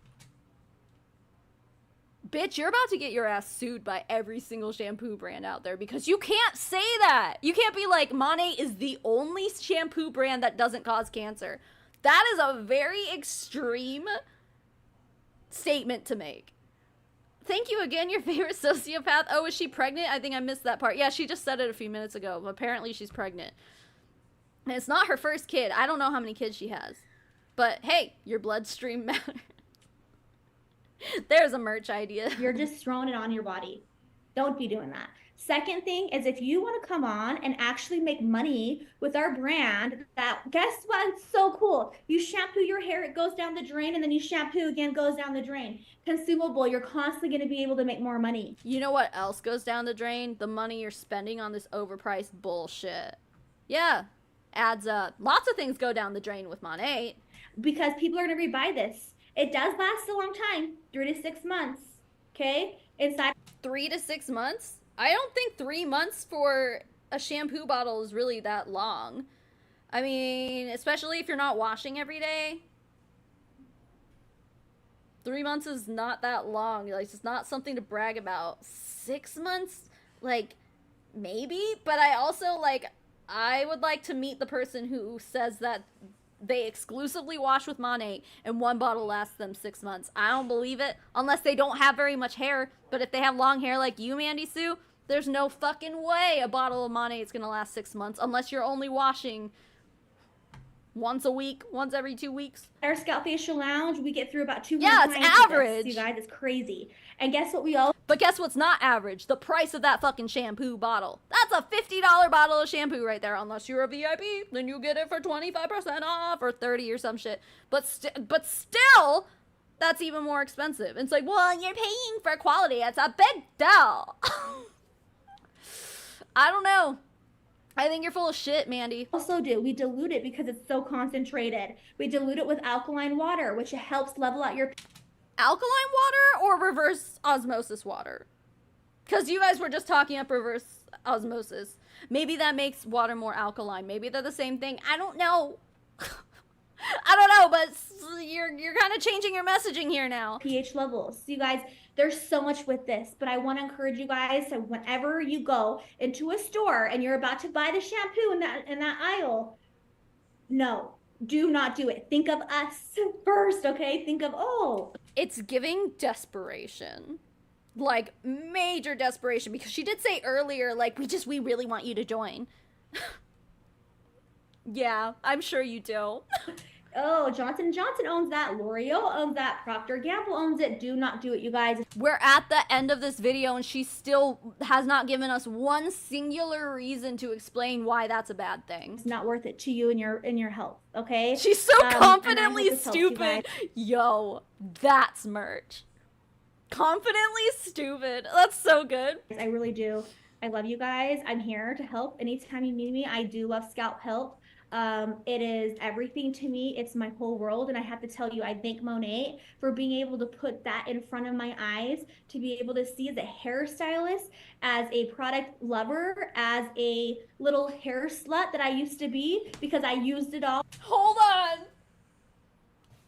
Whew! Stop. Mandy Sue? Mandy Sue!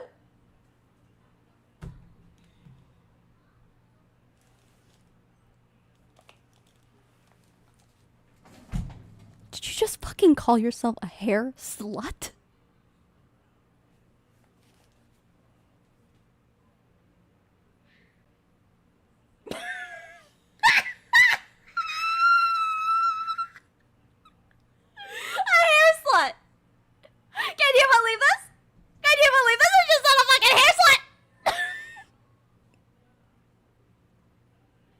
A hair slut.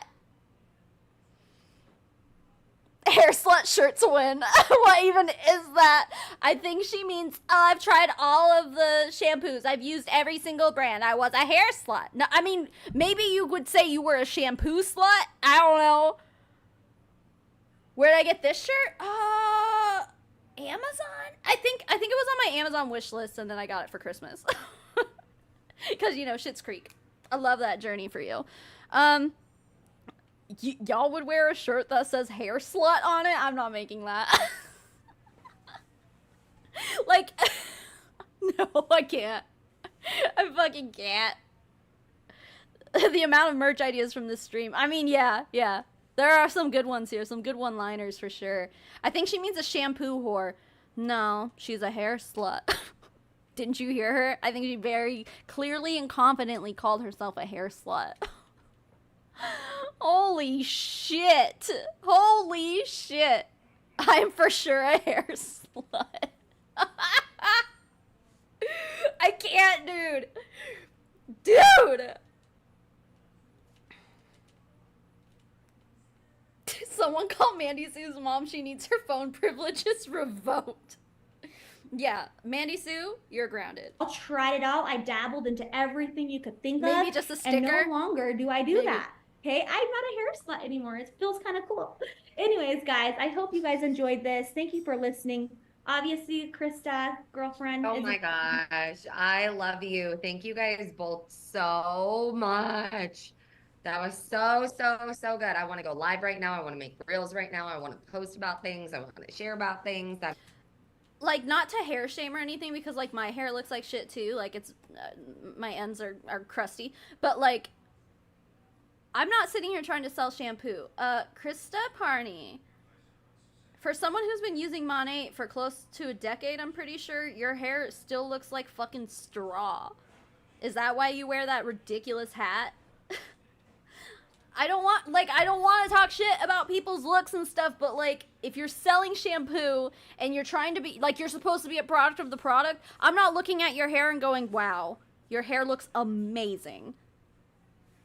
Like, at this point, if you've been using their products for years, you should have something to show for it. But I'm sorry, your hair looks like shit. Like, I mean, like, if she was a normal person just walking down the street, I wouldn't be like, oh my god, that girl's hair looks like shit. You know, I'd be like, that person has normal hair. Hair slut stickers, maybe. I'll think about it. Yeah, no, like, it doesn't look good. And if you're trying to convince people to buy this line of products and your hair looks like that, it ain't selling me. And same with Mandy Sue, she had breakage. But they're gonna sit there and be like, oh, it's just new hair sprouting out from the scalp. Jesus Christ. We're going on a safari with this one. That's right. Wild. Like, I know everyone feels the exact same way. This was so good. I feel like we just got, like, Monation's product education for the last, like, 7 years, like, compiled. Were we watching the same live? Because I feel like we just heard about how big of a deal it is. In 45 minutes, and it was so good. So good. So thank you both so much. Tomorrow, you guys, Wednesday, is going to be all about the press. Okay. The press. You know, a lot of people assume products are professional based on, like Mandy said, they're in salons, right? But they're also at Walmart. They're also at TJ Maxx. They're also at all of these, you know, different places. Or they're in magazines. They have publications. We have been featured in every single magazine you can imagine. Fucking false. Are you serious? And also, she's saying that to be kind of like, oh, we've been featured so much. As far as I understand, from what I have seen, most, if not all, of the publications that have featured Monat are publications that you can pay money to and be like, please publish this article about my brand. Like, you just pay them and they'll publish anything you fucking tell them to. Like Business Wire. Like, you're really gonna try to tell me that Monat's been published in Vogue? I don't fucking think so. But certainly, any publication that will publish shit that you can pay for, yeah, I'm sure Monat's paid up some money. Like, I can't. For honestly, a lot of our products, I would say almost every single one has Doubtful. been featured. Specifically, the IR line, everything that Mandy just shared has blown up all over. You guys, money products have been brought in to do, you know, used as the products for award shows and all different types of things. What, you mean award, like Monet Awards, Monations Awards? That Monet show, that award show? Like, come on, dude. So many different times. I do not think that that is something that is at the forefront of our brand because we really truly are just so focused on helping people. Yeah, okay. But tomorrow, we're going to talk about helping people. Our entire gratitude department that is truly built around giving back, serving, helping. You guys are going to learn all about that with the founder of that department and the owner's daughter. So they're gonna do another live stream about all the press that Monet has received, although they're probably not gonna talk about any of the bad press that Monet received, which probably makes up a good percentage of all the press that Monet has received. The bad shit. And we want to talk about publications that actually have like good standing and like are trustworthy sources that are like made by third parties that aren't aligned with Monet. A big majority of those publications are going to be bad. So, but you won't talk about those, right? Ray's sister, Lou Urdaneta, and I will be joining her, sharing all about those things. You guys, the stats on the millions and millions and millions of dollars that have been donated and given back. I mean, we do not go on a trip. We do not go anywhere without doing some sort of gratitude mission. So I really, really am excited for you guys to get educated on that and just see how many publications and where Monet has been featured. Because we paid for it to be featured. In literally everywhere, all over the globe. So anyways, get ready for that tomorrow. It's going to be a lot of really, really, really, really amazing content for you guys. So anyways, again, thank you, Mandy. Thank you, Christina. I love you guys. I hope you guys took notes. I will be getting the replay out. It will be in the board. For those of you guys who have not got the board link is going to have the graphics. It's going to have the link to tune in, and it's going to have all the replays. Okay? This is going to be something. Oh, thank you so much, Jennifer. You guys go there. That is where you're going to get all the information. I'll be posting a graphic and putting the graphic in there for tomorrow's call. And yeah, thank you guys for tuning in this morning. Hope you took away as much as I did. I love you all. Bye. The only thing I took away from that is that we're all hair sluts. Anyway. Wow. Almost 3.5 hours, guys. That's pretty wild. Do I have the chat box up? Oh, yeah, there it is. Okay. That's it.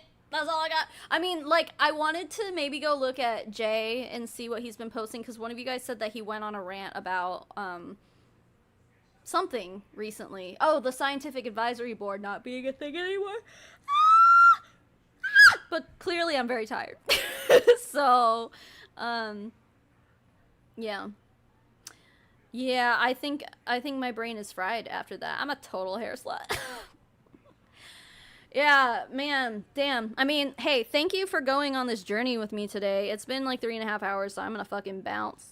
Go take a nap or something. Oh my god, it's 4:30? It's like it's late in the day already. Like, what the hell? What happened to today? It's gone. Wow. I'm not the woman I was 4 hours ago. I am now dumber. What is that, Billy Madison quote? He's like, every single person in this room is now dumber, having listened to, I don't know, he was like talking about the puppy or some shit. Y'all know. If you're one of the realists, you know. Anyway, listen. Where the fuck is my end scene? There it is. Listen. Thank you for being here. Thank you for being you. Thank you to all the super chatters and the gifted memberships and stuff today. I really appreciate it. I know this stream was kind of last second, but I just appreciate y'all being here. Even my mods, thank you, Quinlan and Tanya, and I think Charlene was here. Thank you guys for just like showing up on a whim like this. It's been awesome. But I will see you guys. Oh yeah, I award you no points, and may God have mercy on your soul. Thank you, David. That's what I'll leave you with. I award you no points, and may God have mercy on your soul.